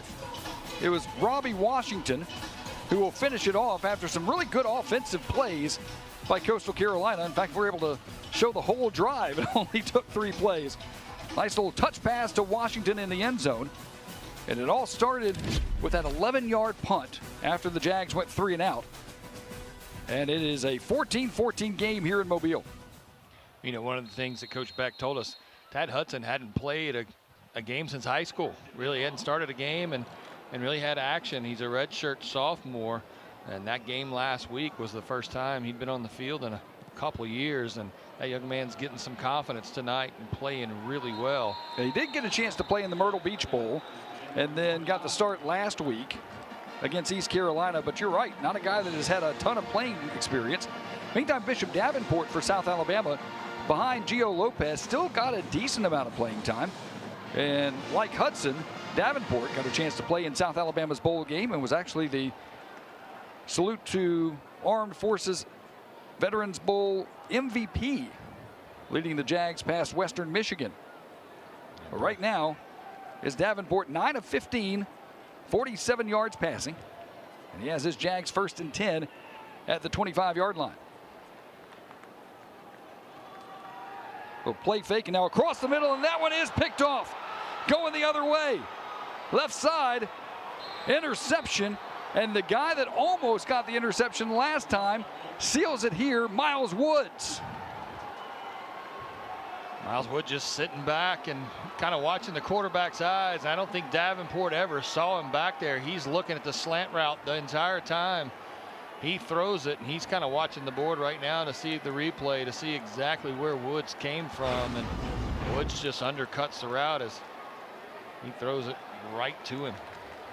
And his intended receiver had some good coverage as well, but Woods able to take it back the other way in another short field for Coastal Carolina. They've got it at the South Alabama 20 and trying to take the lead.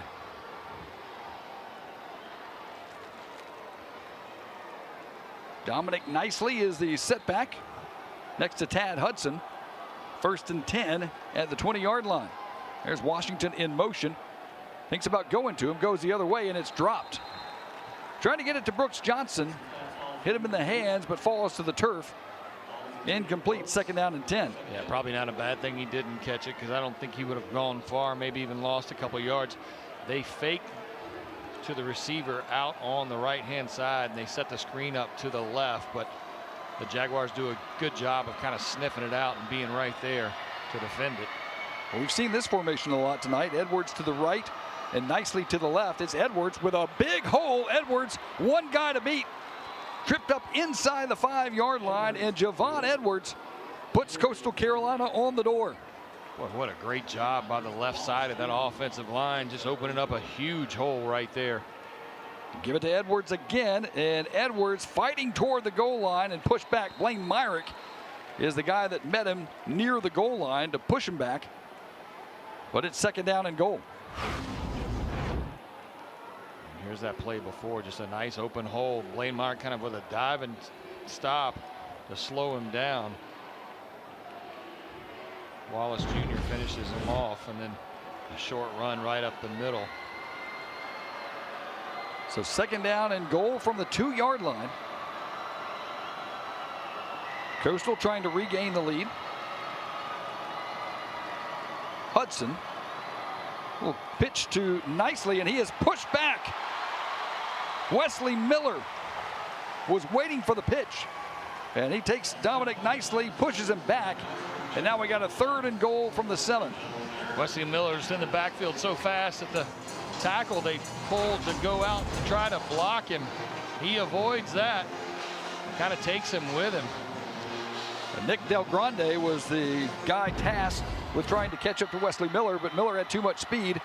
And now 3rd and goal from the 7-yard line. Simpkins now the running back, as Hudson under some pressure scrambles, looking for the end zone. Hudson dives into the end zone. Touchdown, Coastal Carolina. Tad Hudson gaining confidence with every second that ticks off the clock. And Coastal Carolina now has a 6-point lead with the extra point pending.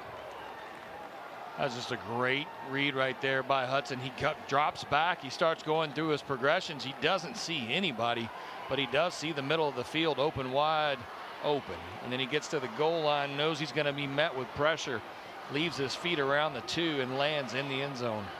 Keon Afrukte nails his 3rd extra point. It's good.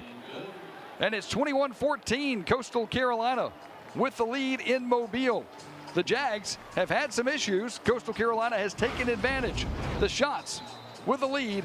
We'll be back to Mobile after this on ESPN+.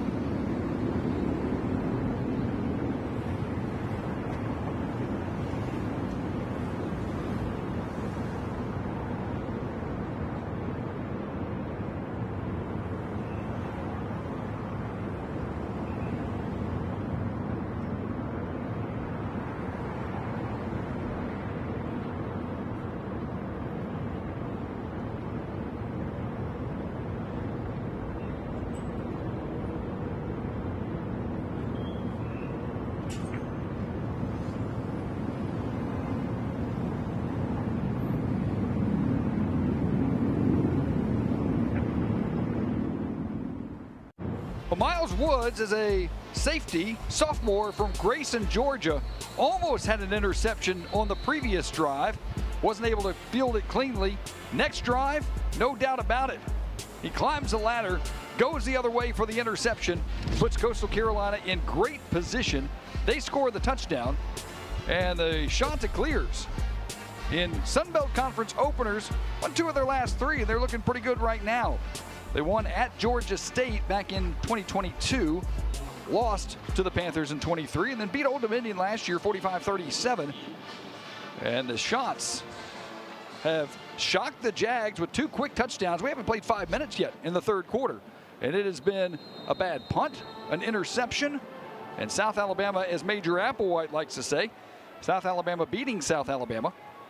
Coastal Carolina, you got to give them the credit for taking advantage of it. Yeah, we talked about it in our opening and also at halftime and some other times as well. It's a Coastal Carolina team that's just been right on the cusp, and it seems like turnovers and just mistakes by them have really kind of been their downfall. And tonight they got a clean sheet so far, and South Alabama, like you said, bad punt, the interception, and Coastal able to take advantage of both of those and give themselves a lead here in the 3rd quarter. Only turnover was on the last drive on the Bishop Davenport interception. So 1st and 10, they'll keep it on the ground. No, they won't. They will do the quick pass to Anthony Eager, and Eager gets across the 30 to the 32-yard line. The crowd wants a little extracurricular activity as there was a late push by one of the defenders for Coastal Carolina. No call, though. I think what saved Coastal is they picked him up, and since they kind of gently placed him back down to the carpet instead of slamming him down to the carpet, I think that's kind of what saved him, as he jumps right here He kind of gets himself in, then nope, and then they kind of laid him back down. And the crowd reacted when he went up in the air. That'll make it a 2nd down and 2 at the 33-yard line. Davenport will pull it again. Safety valve is Bullock, and Bullock is pushed back. Great open field tackle once again by Coastal Carolina. Dre Pinckney is the guy that just squared Bullock up and pushed him back. Yeah, I think it looked worse than it actually was. I think Bullock's trying to put on the brakes to see if he can go by him, but Pinckney does a good job of just, like you said, squaring him up. And so it's one of those, you love the way that Bullock usually kind of ducks his head. You usually don't see him try to make some of those plays. Usually he's more of the aggressor, and they hand the ball up to him right there and let him pick up the 1st down. That is a big move for South Alabama as they finally get their first down of the 3rd quarter on the 3rd drive. That's 11 first downs total for the Jags. And still no Preciado there in the middle. So you've got Gerardo there at that's moved over. Kenton Gerardo. Yeah, I'm sorry, from the right guard position, and then Asher Hale now playing right guard. Once again, a swing pass out to the outside, open field for Bullock, and Bullock making some moves across the 50 to the 47-yard line. Another 1st down for the Jags. That's just a great job by your receiving core and the blocking out there. That's exactly what sets that play up. When you've got receivers that are willing to block the way that South Alabama does, you see it right there. Thomas gets a block. Now Bullock unloads to the near side. Anthony Eager makes a move to get it to the 40-yard line. It's a pickup of about 7. Bring up a 2nd down and 3, and the Jags going tempo here. It's almost one of those ones you thought Davenport could maybe just tuck that one under and run, see if he could get a block from Eager, but instead just you could almost just do a little shuttle pass. They were so close together. Probably one of the hardest throws to make when you're that close to a guy and not trying to put too much zip on it. 2nd down and 3 officially. They'll give up the middle. They got the 1st down and more. There's P.J. Martin. P.J., who almost had a touchdown in the 2nd quarter, fumbled at about the 2. Anthony Eager was able to pounce on it for the touchdown. Boy, I've said his name 100 times tonight, and they're mostly been on blocks, but Miller Montgomery does another great job on a kickoff block on that last play. There's another hard couple of yards for P.J. Martin. We'll call it 2, bring up a 2nd down at 8 as the Jags get it to the 25-yard line, trying to respond after 2 quick touchdowns by Coastal Carolina in this 3rd quarter.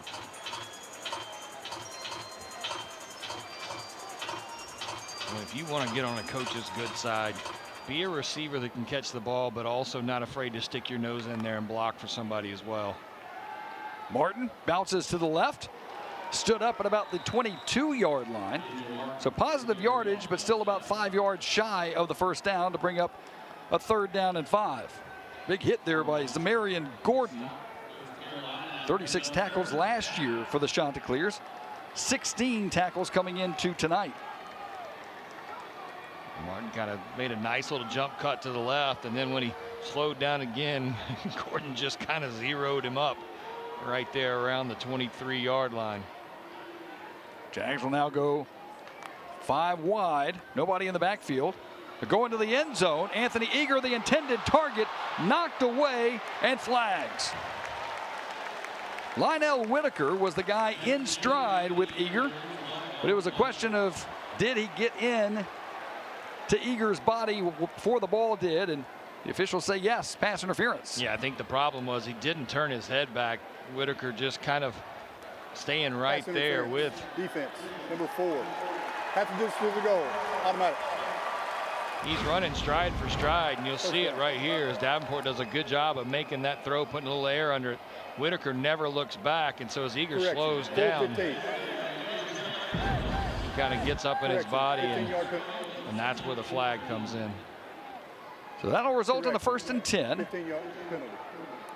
So make it a 15-yard penalty. It wasn't half the distance to the goal, but it will put South Alabama inside the 10 to give them a 1st and goal.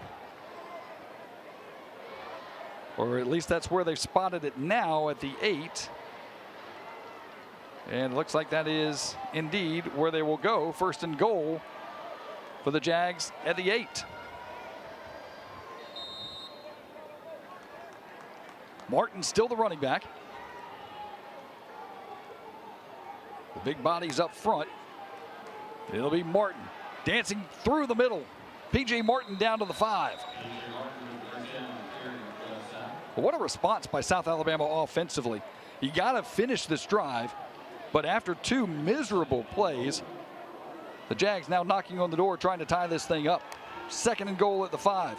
Martin twisting and turning. He is stopped at about the 5 and then turned his way down to about the 3. That's just pure effort by number 22 to bring up a 3rd and goal. I don't even know how he got out of the pile right there, Pat. I thought he was down at the 5, and all of a sudden you see him kind of twist and turn and pop out to get a couple of extra yards. As now you're sending some bigger bodies in, and Coastal Carolina takes the opportunity to send some of their jumbo package in as well to try to stiffen up that defensive line of scrimmage. Bullock in the backfield. There's Rod Gibbs in motion. 3rd and goal. The snap is way over Bishop Davenport's head. He scrambles and covers it up at the 20-yard line, but that'll give you a certain field goal opportunity here. As Kenton Girardeau, the backup center right now, Malachi Preciado, who's the starter, who is about as consistent as it gets. He got hurt in the 2nd quarter, and the bad snap will lead to a field goal attempt by South Alabama. Be a 37-yard attempt by Hamilton DeBoyan. Hamilton 3 for 3 on field goal attempts on the year. Now make it 4 of 4. Drills it through, and the Jags do respond with a field goal. It's 21-17. Coastal Carolina with the football when we get back to Mobile.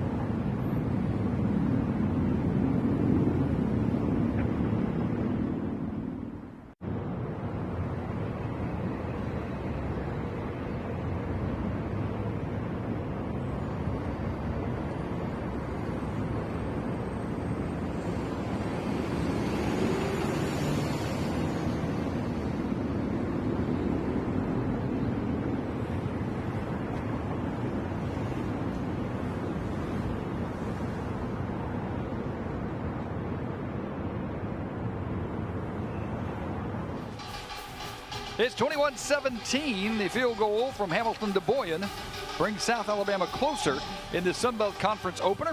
Coastal Carolina right now with the lead, and they'll get the football back. as the Jags have won 2 of their last 3 conference openers. Big win last year. Really kind of turned a lot of eyes and turned a lot of heads when South Alabama won 48-14 at App State. Prior to that, they lost at James Madison, then beat Louisiana for the first time, their first win ever at Cajun Field. But their last home win in a conference opener came back in 2020, and they've got some work to do in order to get the win here. This one is returnable. There's Gilly coming toward us, spins, and gets out to the 30-yard line. Malcolm Gilly, not afraid to return those kickoffs. One of those situations where South Alabama, we've seen that Coastal is clearly going to kick it out of the end zone. South Alabama doesn't mind the kick return game. Gilly got stopped at about the 15-yard line on one of his returns, but this time he gets it all the way out to the 30-yard line. So good field position for Tad Hudson and the Coastal Carolina Chanticleers. Got Simpkins on one side, Nicely on the other. It'll be Nicely with a reverse. Ball is on the turf, picked back up, and not going anywhere is Robbie Washington. Good recovery by Nehemiah Chandler for South Alabama, helped out by the mishandling of the football by Coastal. Boy, Coastal got lucky there, right? When that ball just took a great bounce straight back up. And that's really kind of what saved them. That could have been a disaster for Coastal. So they'll actually get it 1 positive yard, make it 2nd down and 9. Nicely in motion. Hudson, quarterback draw designed. He'll get up to the 31. Ball's on the turf, and then a late flag. That's probably a face mask. And then as you see Hudson coming up without a helmet, you say probably a face mask. Likely. Personal foul. Defense, face mask. And now confirmed. 15 yards added at the end of the run. 1st down. Number 12 can stay in the game due to the foul. You thought that was in the area of the face mask, but then when you see the quarterback coming up without a lid on his head, like, well, yeah, that's probably a face mask. Maury Smiley is the guy charged with a face mask. And really not even on the face mask. Got him back from the back of the helmet and assisted taking it off. I'll tell you one thing, those are sharp helmets too. I love that black color with the logo on the side of it.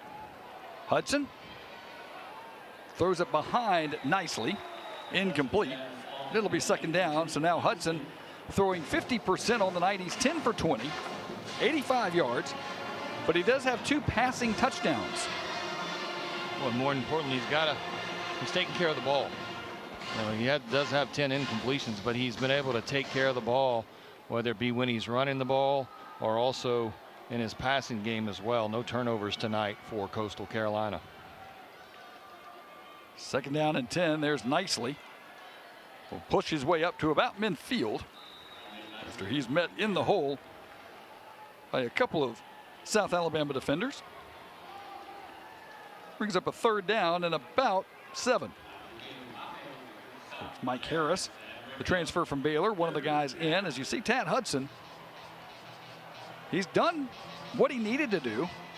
Keep Coastal Carolina in the ballgame. He hadn't been flashy by any stretch, but all you got to do is look at the scoreboard and say, you know what, I'll take that. Shots up 4, trying to add to it here. 3rd and 7. Hudson, good snap, throws right side, connects, but he's going to be shy of the 1st down by about a yard, as the pass was complete to the running back, Javen Simpkins. But now 4th down in South Alabama territory. You got to figure the shots are going to go for it here. Yeah, just a little wheel route out into the flats, but Hudson just underthrows it just a little bit. Makes his running back come back for it. And that's what left him short. But boy, this is a big play right here for both teams. 4th and 1. They've got to get to the 43-yard line. Plenty of time on the play clock. Simpkins is your running back. 2 minutes and 42 seconds and counting. And they're going to get a timeout right here. Wow, I thought for sure that Coastal would go for it here, but instead, delay a game. Offense. 5-yard penalty. We play 4th down. They will put the ball in the hands of the South Alabama offense and punt it away. I thought with the momentum that Coastal had built up, would be a bad idea to go for it there on 4th and goal. Yeah, I'm with you. They have all the momentum and really haven't had any negative plays here in the second half. I mean, even the one where they tried to reverse and they fumbled it, they still picked up a yard on that play. So I'm kind of shocked that they didn't try to sneak that one right up the middle or do something to pick up that first down, but they are going to kick this one back to South Alabama. So Emil Sebafunde will boot it away with flags on the field. Fair catch by Devin Voisin at the 10-yard line. I think it's going to be a legal formation call. We'll see. They're going to go over and talk to Major Applewhite and see what he wants to do. Probably tack it on to the end of that fair catch. Illegal formation. Kicking team, number 6 in the backfield. Number 4 in the backfield. 5 yards will be added to the end of the kick. First down. That is indeed what happened. So it'll be South Alabama football at their own 15-yard line. Now here comes Bishop Davenport and the South Alabama offense. 272 total yards for the Jags, just 79 through the air. But they've eaten up 193 yards on the ground. There's Bishop's numbers, 13 of 20. But that one interception was costly. Led to the second touchdown in the third quarter for Coastal that has ultimately put the Chanticleers on top. It was 21-14. Jags were able to get a field goal back to make it 21-17. And now they'll start the offense again. Back to the ground game. Good hard running up to about the 20-yard line. We did check on Malachi Preciado, the starting center, who's been a stalwart for South Alabama's offensive line. They say it is unlikely he'll return. They haven't officially said he's not coming back, but they say unlikely that he will return. I would think if he was going to be back after that bad snap there on the goal line, it would have been on this drive. Keenan Phillips had the last carry. Gets that one close to the first down. He had to get to the 25. This one's going to depend on the spot. Did he hit the line or did he fall just short? And they say no, he did indeed hit the line. Another first down for South Alabama. Their 15th of the night as the chains move, and Phillips will stay on the field here. First and 10 at their own 25-yard line. Davenport to throw it. There's Voisin in space, and that space closes quickly. Once again, that's great closing speed by the Coastal defense. Lionel Whitaker is the guy that made the stop. I've been very impressed with how quickly they cover up those holes, especially in open field. Yeah, that time they just can't hold their block on that side, and Whitaker does a nice job of fighting his way through the block right there for Coastal to make that stop. So second down and 10, now a whistle, and I assume movement here by South Alabama. That's going to be a false start. I think the False start. left guard moved. 57, offense. 5-yard penalty. Replay, second down. Good eyes partner, that is Amari Wiggins, who's called for the penalty. 4 penalties now for South Alabama, 35 yards. And we're under a minute to go here in the third quarter. It's 21-17. And now you got a second and 15 for the Jags at their own 20. Davenport sends Phillips to the far side. Little tunnel screen. Here comes the catch and a couple of moves by Eager. Eager will dive his way to the 29-yard line. Positive yards to bring up a manageable 3rd and 6. It was one block away from maybe kind of breaking this, but I think Bruce kind of snuck up under the block, and when he did, it forced Eager to keep bending that thing outside instead of being able to turn it upfield. And that's what brought him up short of maybe getting a first down there. Referees holding after the substitution. 6 seconds left here in the third quarter. And we'll see if the Jags try to run another play, and they do not. So they'll take the timeout. We'll go to the fourth quarter. We played 3 complete. It's 21-17 Coastal. First conference game for these two. Coming down to the fourth quarter. We'll have it for you next on ESPN+.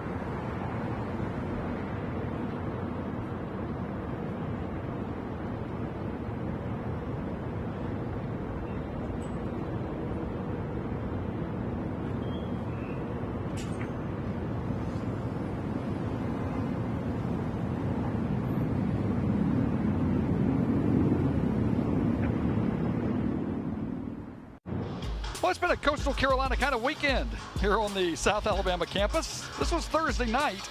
South Alabama hosting the Chanticleers in women's soccer. Andrea Ilkic scored a goal 5 minutes in, scored another goal 1 minute later. Jags poured on 4 in the first half and wound up beating Coastal Carolina 4-1. But Joe Chubb, the women's coach at Coastal Carolina, used to be an assistant at South Alabama. And this is a Coastal soccer team that took James Madison to a tie. A very good Coastal team. But South Alabama right now undefeated in conference play. They'll play at Southern Miss this coming weekend. And it's a shame the way the schedule worked out that the ladies couldn't stay and watch the football team. But they've got a game coming up this weekend as well. Meantime, their Coastal Carolina Chanticleers have a lead going into the fourth quarter. Coastal lost to Virginia to begin the season 48-7, came back to beat Charleston Southern 13-0, and then lost last week to East Carolina 38-0. But now here they are with a 4-point lead as we start the fourth quarter on a 3rd down and 6 for South Alabama at their own 29-yard line. Davenport will throw. The catch is made. Yes, it is. Devin Boyson went down to the turf to make the catch. Thought for a second that thing may have skipped, but it is just enough to move the chains for a first down. It is, and a great catch by Boyson to go down and catch that one. Pat, I'm going to go back to a question we had in the second quarter. I'll tell you after this play. Keenan Phillips is the running back with 3 wide, and looks like they may take a look at this.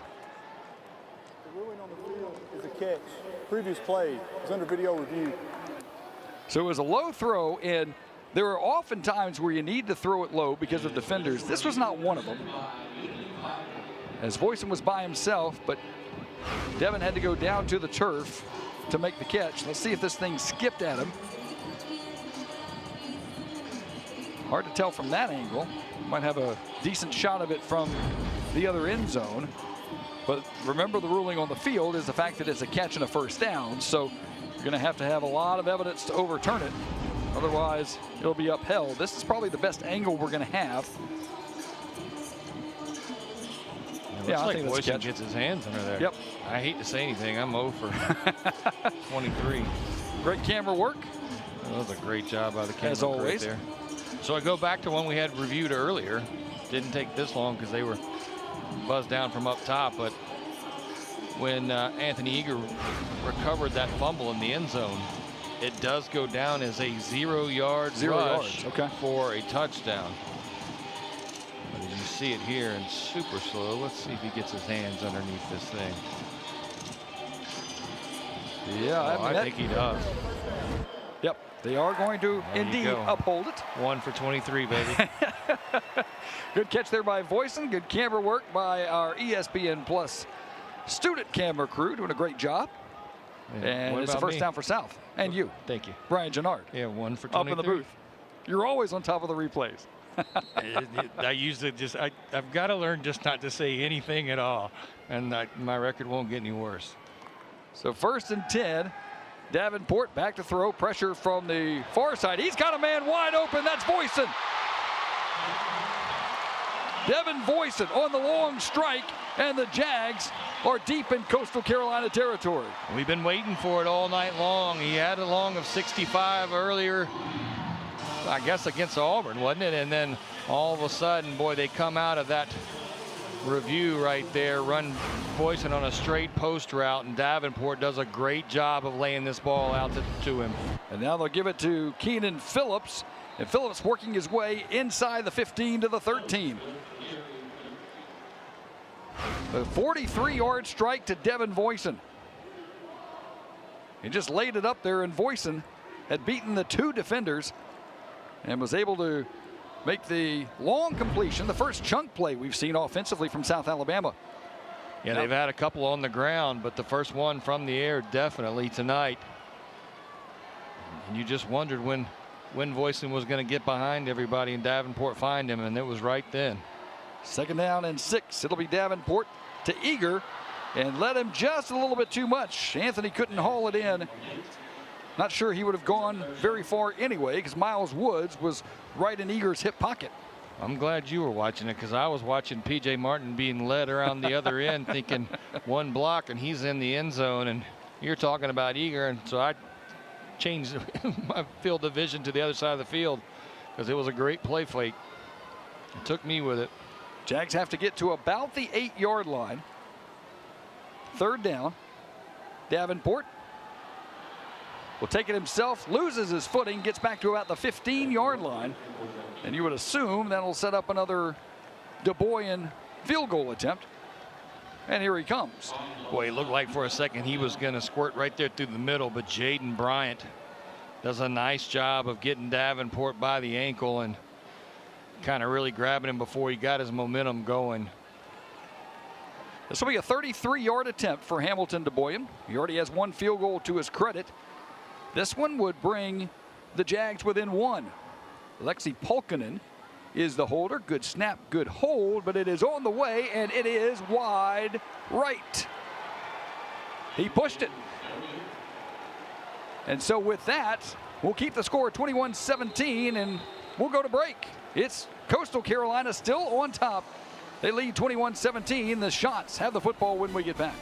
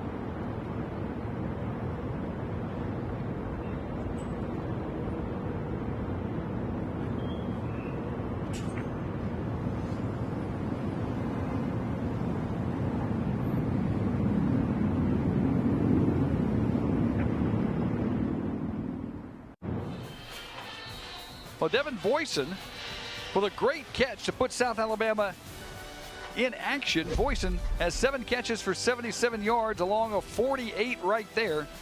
He's got 4 touchdowns this season, only 1 back in 23 and 24. But it's just been a nightmare of a second half so far for South Alabama. An 11-yard punt led to a Coastal Carolina touchdown. An interception led to another Coastal touchdown. Jags have had a bad snap that then resulted in a made field goal, and then after a long drive, a 33-yard field goal that was pushed to the right. And so we'll keep it 21-17, and Coastal Carolina has the football at their own 25-yard line. Hudson under some pressure, flushed right, and Hudson escapes the pressure, somehow throws out of bounds. Now, was he out of the tackle box? Because there was not a receiver in the area. It was certainly beyond the line of scrimmage. But if he was out of the tackle box, that's perfectly legal. And that's what the officials right now have said, yeah, he was. The official walked over and kind of pointed to a spot on the field where he thought he was out of the tackle box, but his receiver was 20 yards away from where that ball went out of bounds. So 2nd and 10 as Simpkins lines up right next to Hudson, and it'll be Simpkins who gets the carry and the big hole. Simpkins across the 30-yard line, 1st down, Coastal Carolina. And Blaine Myrick's going to make the tackle, but not until he gets about 11 yards down the field. just another great job by that offensive line over there on the right side. They just open up a well of a hole. You see it right there, and then all of a sudden Blaine Myrick comes from that middle linebacker spot to make the tackle for South Alabama. Simpkins now the leading rusher for Coastal.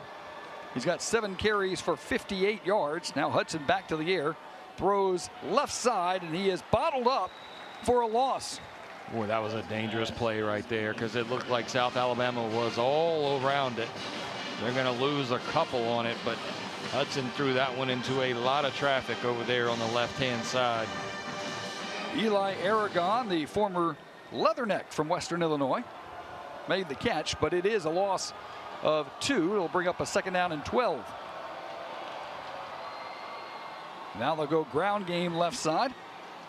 Dominic Nicely get back to the original line of scrimmage, maybe another yard or so to bring up a 3rd down. And today on 3rd down, Coastal just 3 of 8. But the deal is, it doesn't matter what you've done in the past. It matters what you do here, as we are now under 11 minutes to go, and Coastal facing a 3rd down and 9 at the 32. And Mari Smiley does a good job of working his way down the line of scrimmage to make that tackle right there for South Alabama on that 2nd down play. And then they just got him with the hard count. Free play right here for Hudson. And Hudson trying to get it to his receiver, Malcolm Gilley. It's incomplete, but I think South Alabama had jumped offside. And it is offside South Alabama. Coastal gets another shot. That's the second time that Hudson's been able to do that against South. 5-yard penalty. Not enough to give him the 1st down, but enough to give him a free play. But that hard count sends him across the line of scrimmage. He knows he has a free play here. He's going deep. And so now you go from a 3rd and 10 to a 3rd and 5. Got to get just across the 41-yard line to extend this drive. Hudson to a streaking wide receiver. The catch is made. One man to beat, spins, and gets across the 40-yard line. Bryson Graves on a little quick slant in, and then had all sorts of green turf in front of him. Yeah, South Alabama lucky to get him down after he spun out of the 2nd tackle there.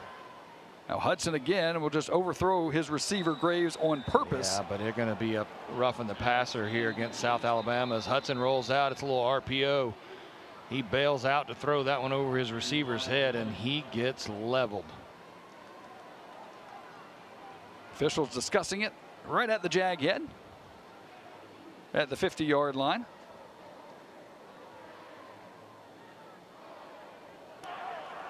Personal foul, roughing the passer, defense with targeting. Previous play is under video review. Wow. That's Foul on number 32. That is a big foul, and it's on Blaine Myrick, who is the Sun Belt Conference Defensive Player of the Year in the preseason. And now they're going to look at him for targeting as well. And Myrick, who went out with a concussion protocol against Tulane, didn't get a chance to play in the game at Auburn last week. And that's tough because Myrick is a kid from Fairhope, Alabama, which is about 30 minutes away from Mobile, so still a local kid. Had to miss that game. Let's look at all these angles here. Yeah, I don't see targeting right there. I mean, he looks like he comes up underneath him with his shoulder right into his chest. And I really don't even see roughing the passer. But, I mean, it's a bang-bang play. He gets rid of the ball. Myrick hits him, but it doesn't look malicious to me the way.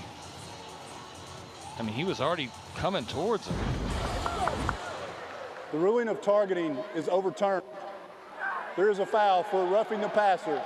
1st down. Boy, I wish you could take both of them away. Yeah, I don't got to see agree it. with you there.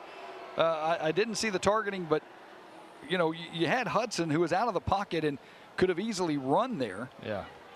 Wasn't malicious, but it is a 15-yard penalty. And we talked earlier about how South Alabama has avoided the major penalties. Not so tonight, as they've had some costly ones. That's the 7th penalty on South tonight. Yeah, only averaging, what, 20.5 yards, 20.6 coming into the game, somewhere in that neighborhood. And that has not been the case this evening. So 1st and 10 at the 24-yard line. There's Simpkins with another hole. Simpkins gunning for the pylon, and he'll get there. Javen Simpkins, 24 yards and the touchdown, and it's a double-digit lead for Coastal Carolina. Boy, for an offense that's been anemic the first 3 games, they have had a coming-out party tonight. They're taking care of the ball. They're running the ball hard and taking advantage of just miscues by South Alabama, whether it be on the kicking game or penalties that have cost them. And Coastal Carolina kind of clicking on all cylinders, especially here in the second half. Simpkins 9 carries for over 100 yards. Extra point is perfect. And we've got a 28-17 Coastal Carolina lead. Exactly 10 minutes to go here in the ball game. South has a lot of work to do. Jacks trail by 11.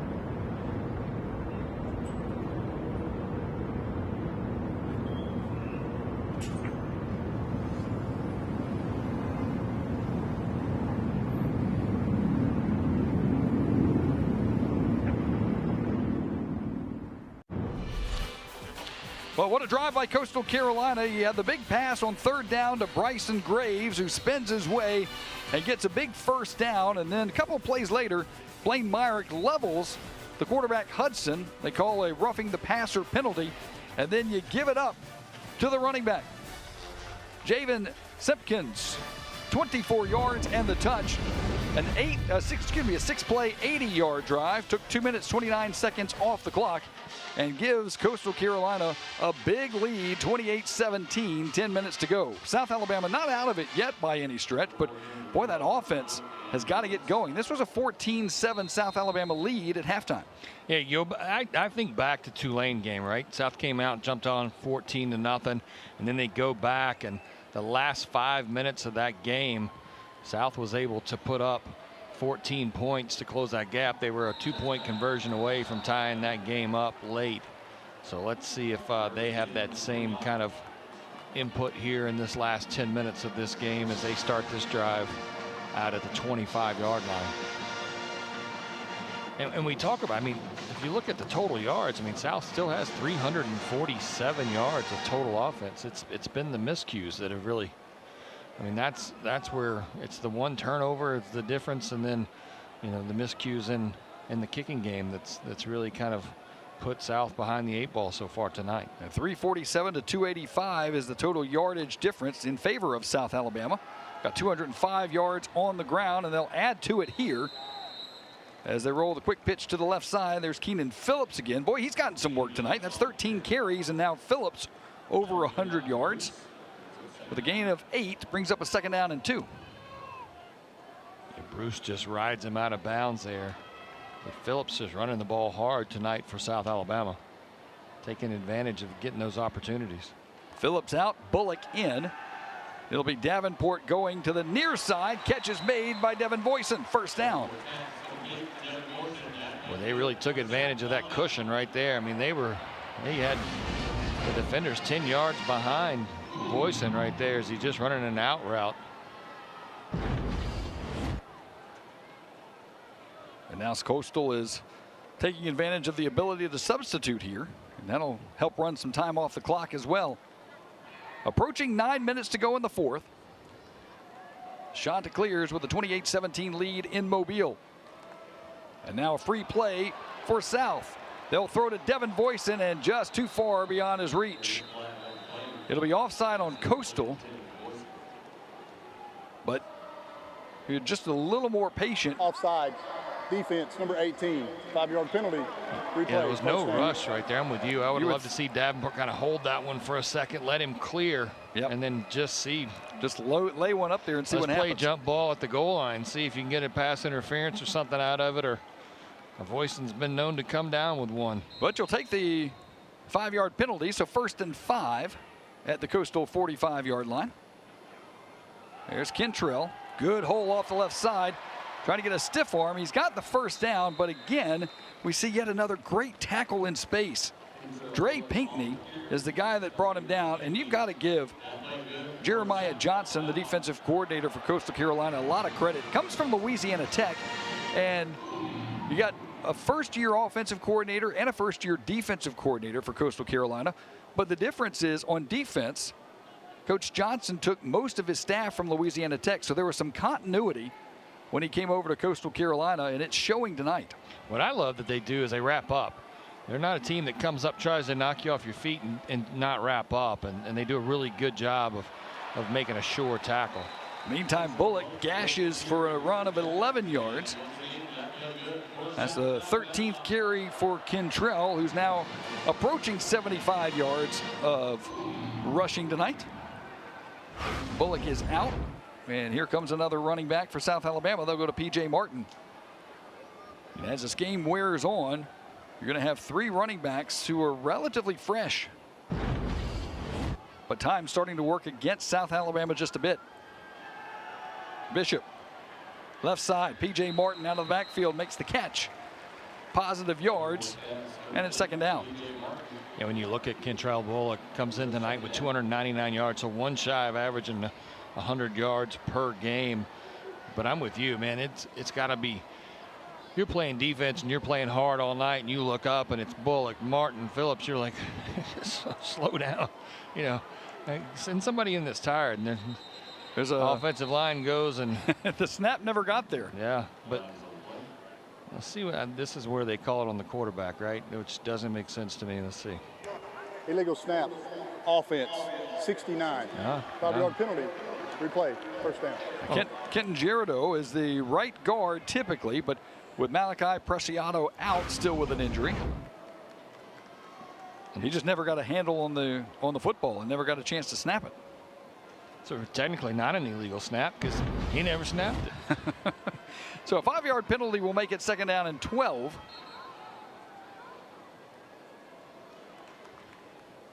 Bishop has a lot of pressure. He'll escape momentarily. He takes a hit at about the 30-yard line as Shane Bruce knocks him out of bounds. Minimal gain. Maybe back to the original line of scrimmage. It'll be 3rd down. Well, you see that speed right there, Bruce, side to side, because it looked like for a second once Davenport kind of escaped everybody. If he could just get to the sideline and turn up, he looked like he may have had some room, and all of a sudden, man, Bruce just closes in quick on him to force him out of bounds. So they'll say no gain here. 3rd down and 12. Jags have to get to the 16-yard line. Better protection this time across the middle. The catch is not made as it was gunned in there trying to get it to Voisin. Pass goes incomplete for Davenport. That's his 9th incompletion of the day. And South Alabama will send in the field goal unit trying to get it to a 1-score game here. It looked like he just led Voisin a little too much here. He tried to go up. A lot of traffic right there that Voisin's in as well, trying to make that catch. This will be a 47-yard attempt for Hamilton DeBoyan. From the left hash mark. He's 1 for 2 field goals tonight. Pushed the last one wide right. This one plenty of distance. And this one right through the uprights. So DeBoyan, his second field goal makes it a one-score game, 28-20. It'll be Coastal Carolina football when we get back. 6:32 to go. Shots by 8.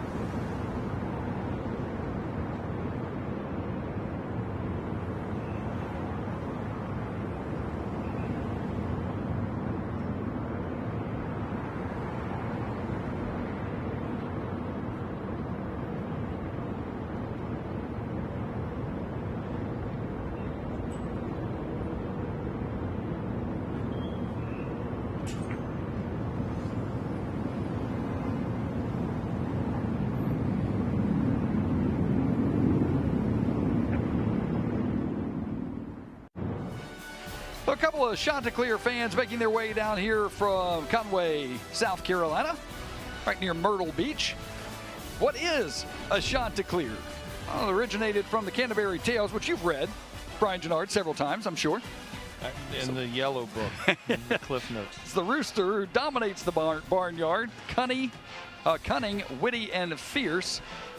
Came to Coastal Carolina when the university was a member of the South Carolina school system. And you see Chauncey, the Chanticleer, came in the 60s. And you got one of the unique names in college athletics in the Coastal Carolina Chanticleers. And they've got a 28-20 lead, and the football was 6.5 to play here in Mobile. And Tad Hudson will come back on. And boy, what a job he has done tonight. Statistically, okay, 13 of 24, 112 yards, 2 touchdowns. But you got to think about his story. Hudson came in against Charleston Southern in game 2, hasn't relinquished the job since. This was a job, a 3-person job up for grabs in the fall practices. Emmett Brown got hurt in fall practice. And Coach Beck was trying to figure out who's going to be the starting quarterback. He actually recruited Tad Hudson at North Carolina State. So he knew what he was getting in Hudson, and he said Hudson just needs time. He needs, though, that confidence to start building, because Coastal comes in the worst scoring offense in the country at just 6.7 points a game. And right now they got 28 and just a little north of 6 minutes from getting a victory here. And it's one of those things, I mean, when we talked to Coach this week, again, you said it, he needs time. And a lot of time in college, you don't have that because there's so much pressure and so much noise around you. Coach Beck said, hey, this is my man. I'm sticking with him. And we're just a play or two away of things kind of clicking for us and going our way. And so far tonight, they have done everything they've wanted to do. Simpkins, a gain of maybe 1 up to the 29-yard line. That'll bring up a 3rd down and 6. And this is a big opportunity for both of these programs. If Coastal Carolina gets the first down, they got a chance to milk the clock for a little while longer. Meantime, South Alabama desperately needing a stop here. Third down conversions tonight. Coastal is 4 of 9. South needs to watch that hard count. Hudson's gone to it a couple of times and been able to get them to jump.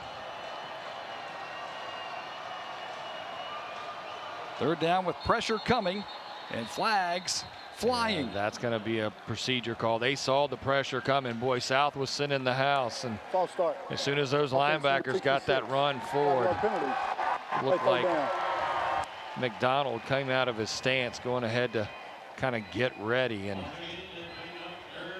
And so now, instead of a third down and 6, you've got third down and 11. Got to get to the 35-yard line to move the chains. 5 minutes, 4 seconds to play with.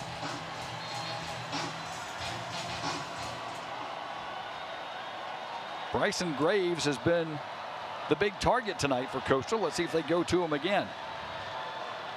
Third down. Only 3 down linemen. Here comes a 4th out of the linebacker spot. Hudson has time, delivers behind the intended receiver, incomplete. He had him open. That was Jamison Tucker was the intended receiver. He had found a little cushion in that South Alabama zone defense, but the throw was behind him, and it's 4th down, and that's a big stop for South Alabama. Yeah, Tucker's just running a deep in route. He does. He gets behind the linebackers and in front of the safeties. He comes free right around midfield, but Hudson just unable to hit him as he crossing across the middle, and he had to reach back. It would have been a heck of a catch if Hudson was able to make it. This punt should be fielded by Devin Voice, and he fumbles it, goes back on it. He was trying to decide whether to call the fair catch or not. He kind of put his right arm up briefly up toward his shoulder and then brought it back and trying to make a move before he secured the football. He's able to fall right back on it, but it'll be South Alabama football at their own 28-yard line. 1st and 10, Jags down by 8. Now you look at the 4:37 to play in this one. You still got the 2-minute timeout. Each team has their full complement of timeouts, so a long way to go in this one, partner.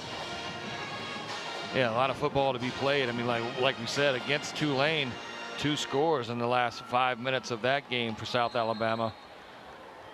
See what they draw up here. Phillips is the running back. He's got 104 yards rushing. It'll be Bishop throwing well behind the intended receiver.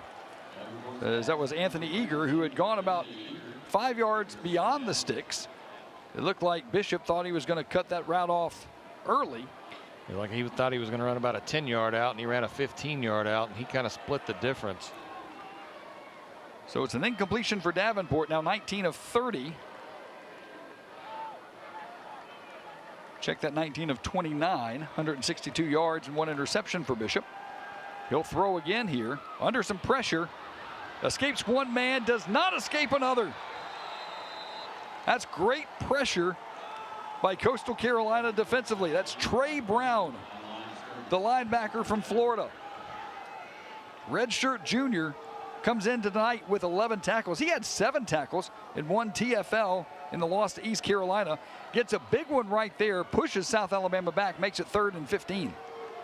Boy, that was a huge tackle as well. I mean, looked like for a second Davenport may kind of squirt free, but Trey Brown grabbed a hold of that jersey and held on for dear life. So under 4 minutes to play, 3rd and 15. Bishop intercepted. Throws right to the defender. Zamarian Gordon is the guy that comes up with it. And Gordon was just sitting there waiting on it. His first interception of the season, the 2nd thrown tonight by Bishop Davenport. And Coastal Carolina with another turnover. He was trying to get it to Voisin, but you had Zamarian Gordon Ruling just sitting field, there. Interception. 1st down, Coastal Carolina. Gordon, a transfer from Southern Cal, had some decent playing time there in 2 seasons with the USC Trojans. He's a California native. 36 tackles last year for Gordon. And now gets the INT. And Coastal Carolina 27 yards away from putting this one away. They'll keep it on the ground. It's to about the 23-yard line.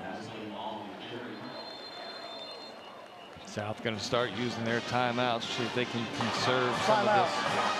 Timeout, South clock right Alabama. here. First charge timeout. 30 seconds in length. But here's the issue for South Alabama, and I'm quite sure Tim Beck is thinking about this on his sideline, is protect the football, put it through the uprights with a field goal, and now you're looking at an 11-point game with not a lot of time left. So the Jags not only have to get a stop, they've got to keep points off the board. Otherwise, it may be insurmountable. Yeah, if you're back, you'd love to have 6, but you'd be really satisfied with 3, and South coming out of here with no timeouts left. And then, like you said, two-score game. And going back to that pass, though, it just looked like Davenport was just locked on Voisin the whole time, and as he's coming across the middle, he never sees the defender. Gordon just kind of from that cornerback position had just rolled back right into the throwing lane.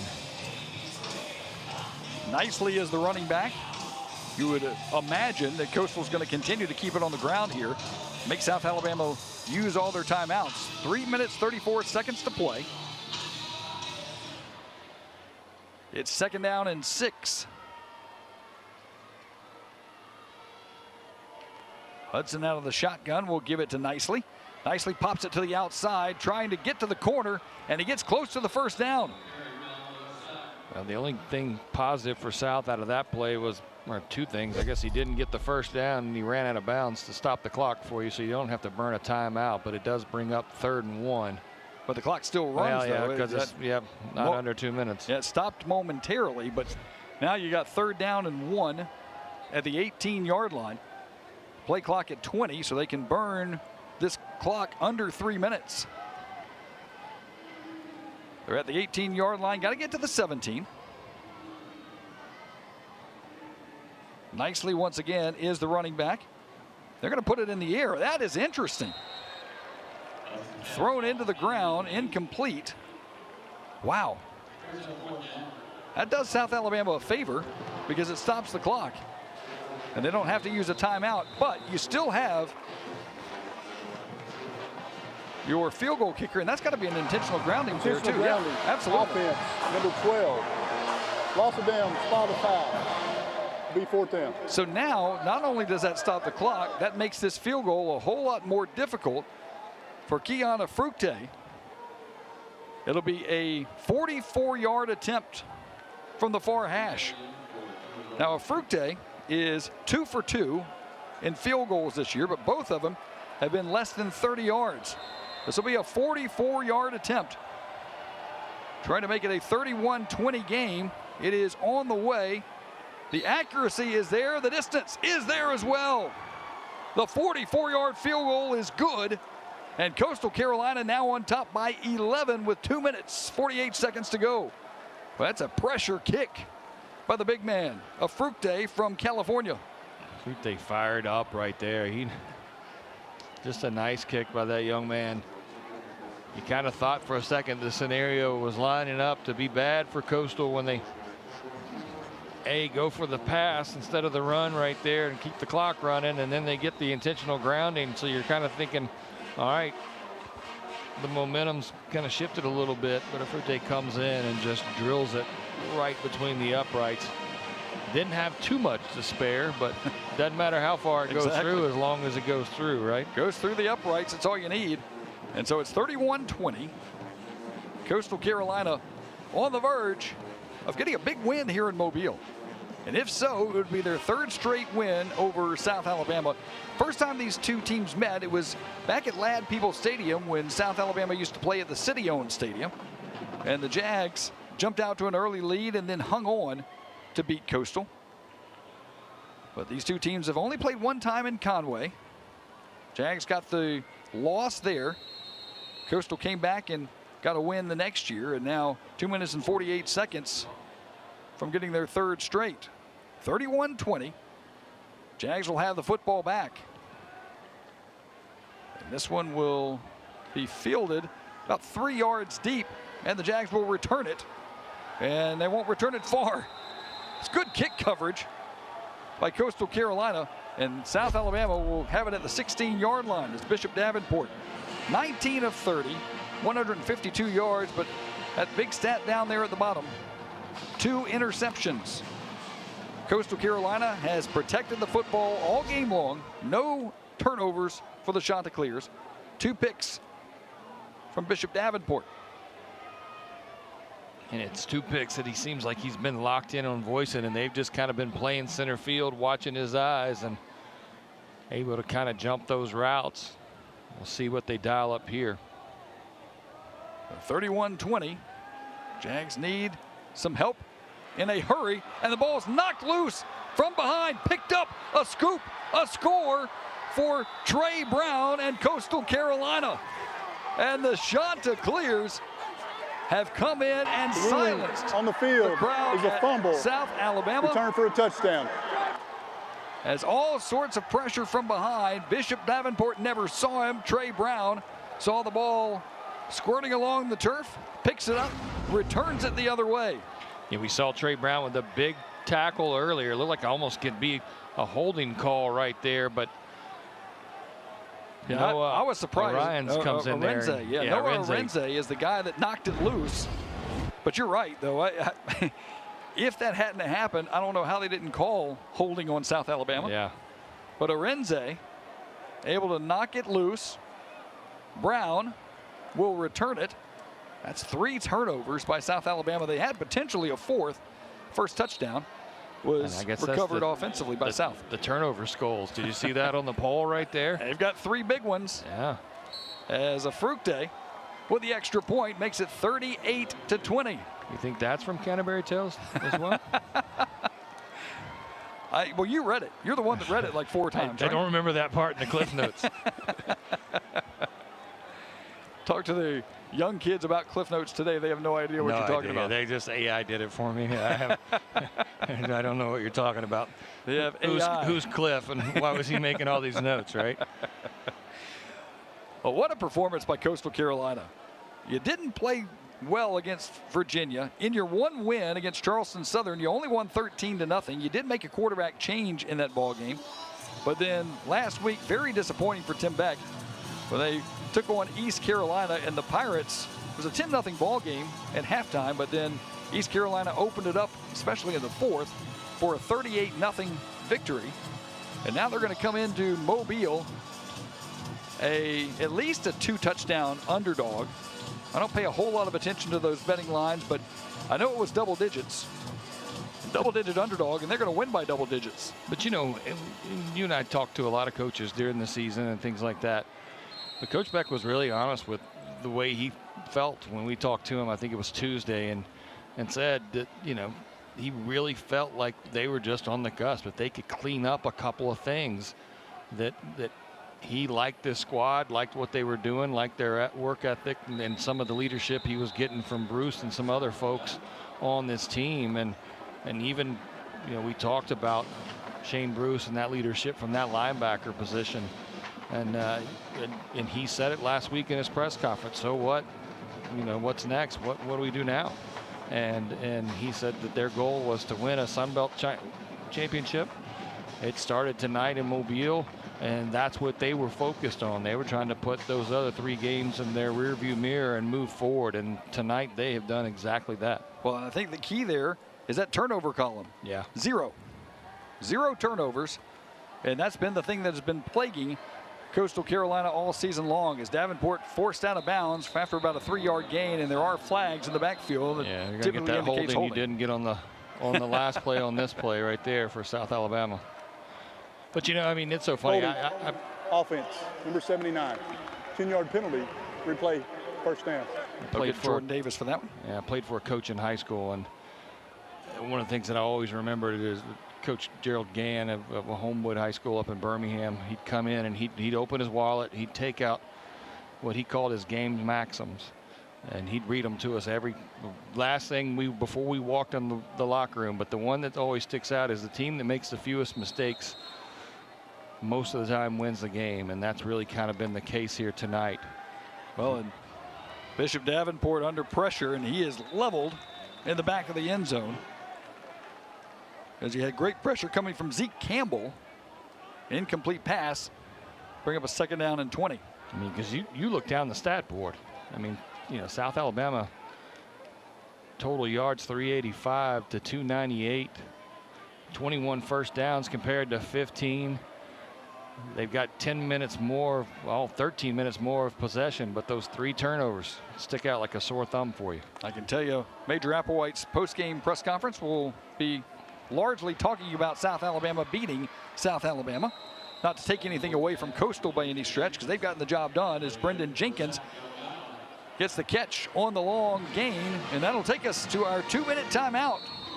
The Jags will have it at their own 45-yard line, but a scoop and score by Coastal Carolina has all but put this thing out of reach. The shot clears on top 38-20 with 2 minutes to play.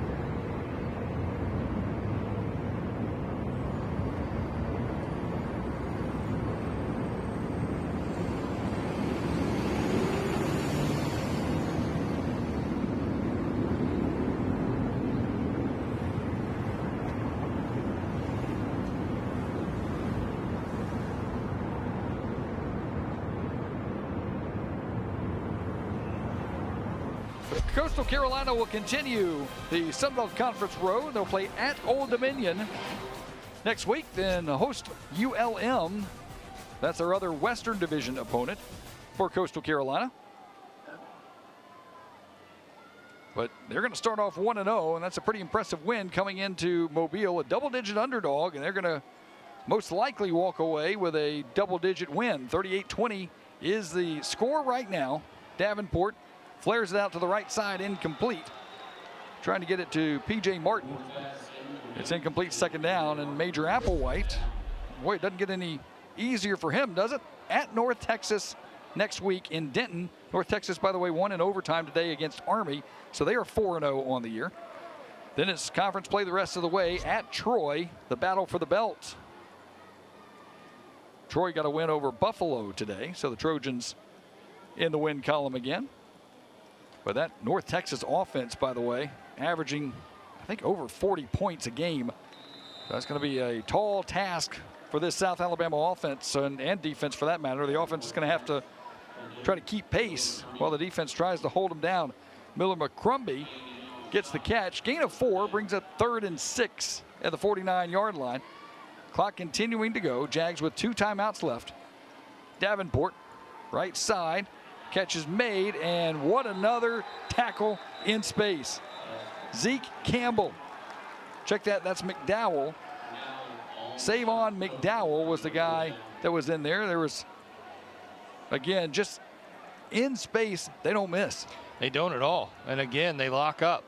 I mean, that's the biggest difference to me that I've watched them and other teams that we've seen. Guys want to come up and try to make that big hit and get the ooh and ah, but you get the ooh and ah when you make the big hit and you wrap up and bring them right down, and that's exactly what Coastal's been able to do, but wide open in the middle. And I don't think he got it. Let's see, they're going to say incomplete as Anthony Eager was the intended receiver, went down to the turf to try and make up. It's an incomplete pass. First down. To try and make the catch, couldn't do it, and that will do it.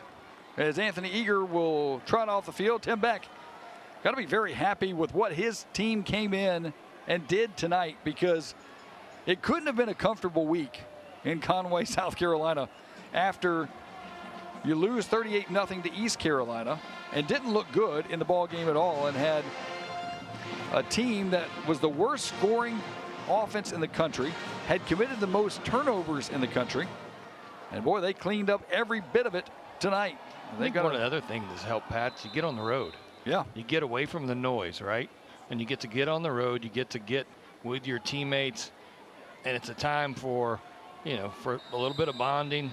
Guys get to spend some time together. And you get to have some conversations with your team about, hey, what do we need to do to take ownership of this away from the noise of on campus and other folks in your ears and things like that.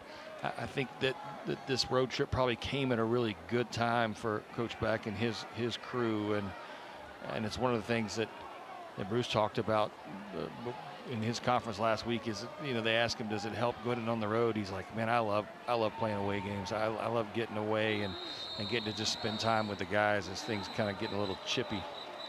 Yeah, and they'll try to separate everybody down underneath, and that'll do it as the teams will converge, shake hands, and boy, that's a big win for Coastal Carolina as the two coaches will meet, Major Applewhite and Tim Beck, as Coastal's now won 3 of their last 4 Sun Belt Conference openers, and as we said, their 3rd straight win over South Alabama. And of all the guys for Coastal Carolina, you've got to look at number 12, Tad Hudson, and what he did tonight. The stats won't wow you, but he got confidence. He made plays when he needed to make plays, and scored 1 rushing touchdown, threw for 2 more. Yeah, that ball that he threw in the end zone, just laid up there and let his receiver go get it. I thought was just a perfect throw. And then the rushing touchdown, he was going to be met right around the 2-3 yard line, and you could see the determination in that young man's face, and as he left his feet around the 2 to get into the end zone. Managed the game very well for them, but most importantly, he took care of the ball. So South Alabama drops to 1-3 on the year, 0-1 in conference play. How about Coastal Carolina, 2-2 overall? They start the Sun Belt Conference schedule with a win. They're 1-0 in the Sun Belt. Jags will go to North Texas. It'll be Coastal at Old Dominion next week. We thank you for watching. So for Brian Gennard, I'm Pat Greenwood saying so long from Mobile, Alabama, where the final score, Coastal Carolina 38, South Alabama 20. All games airing on the ESPN networks are streaming live and archived on the ESPN app. This has been a presentation of ESPN.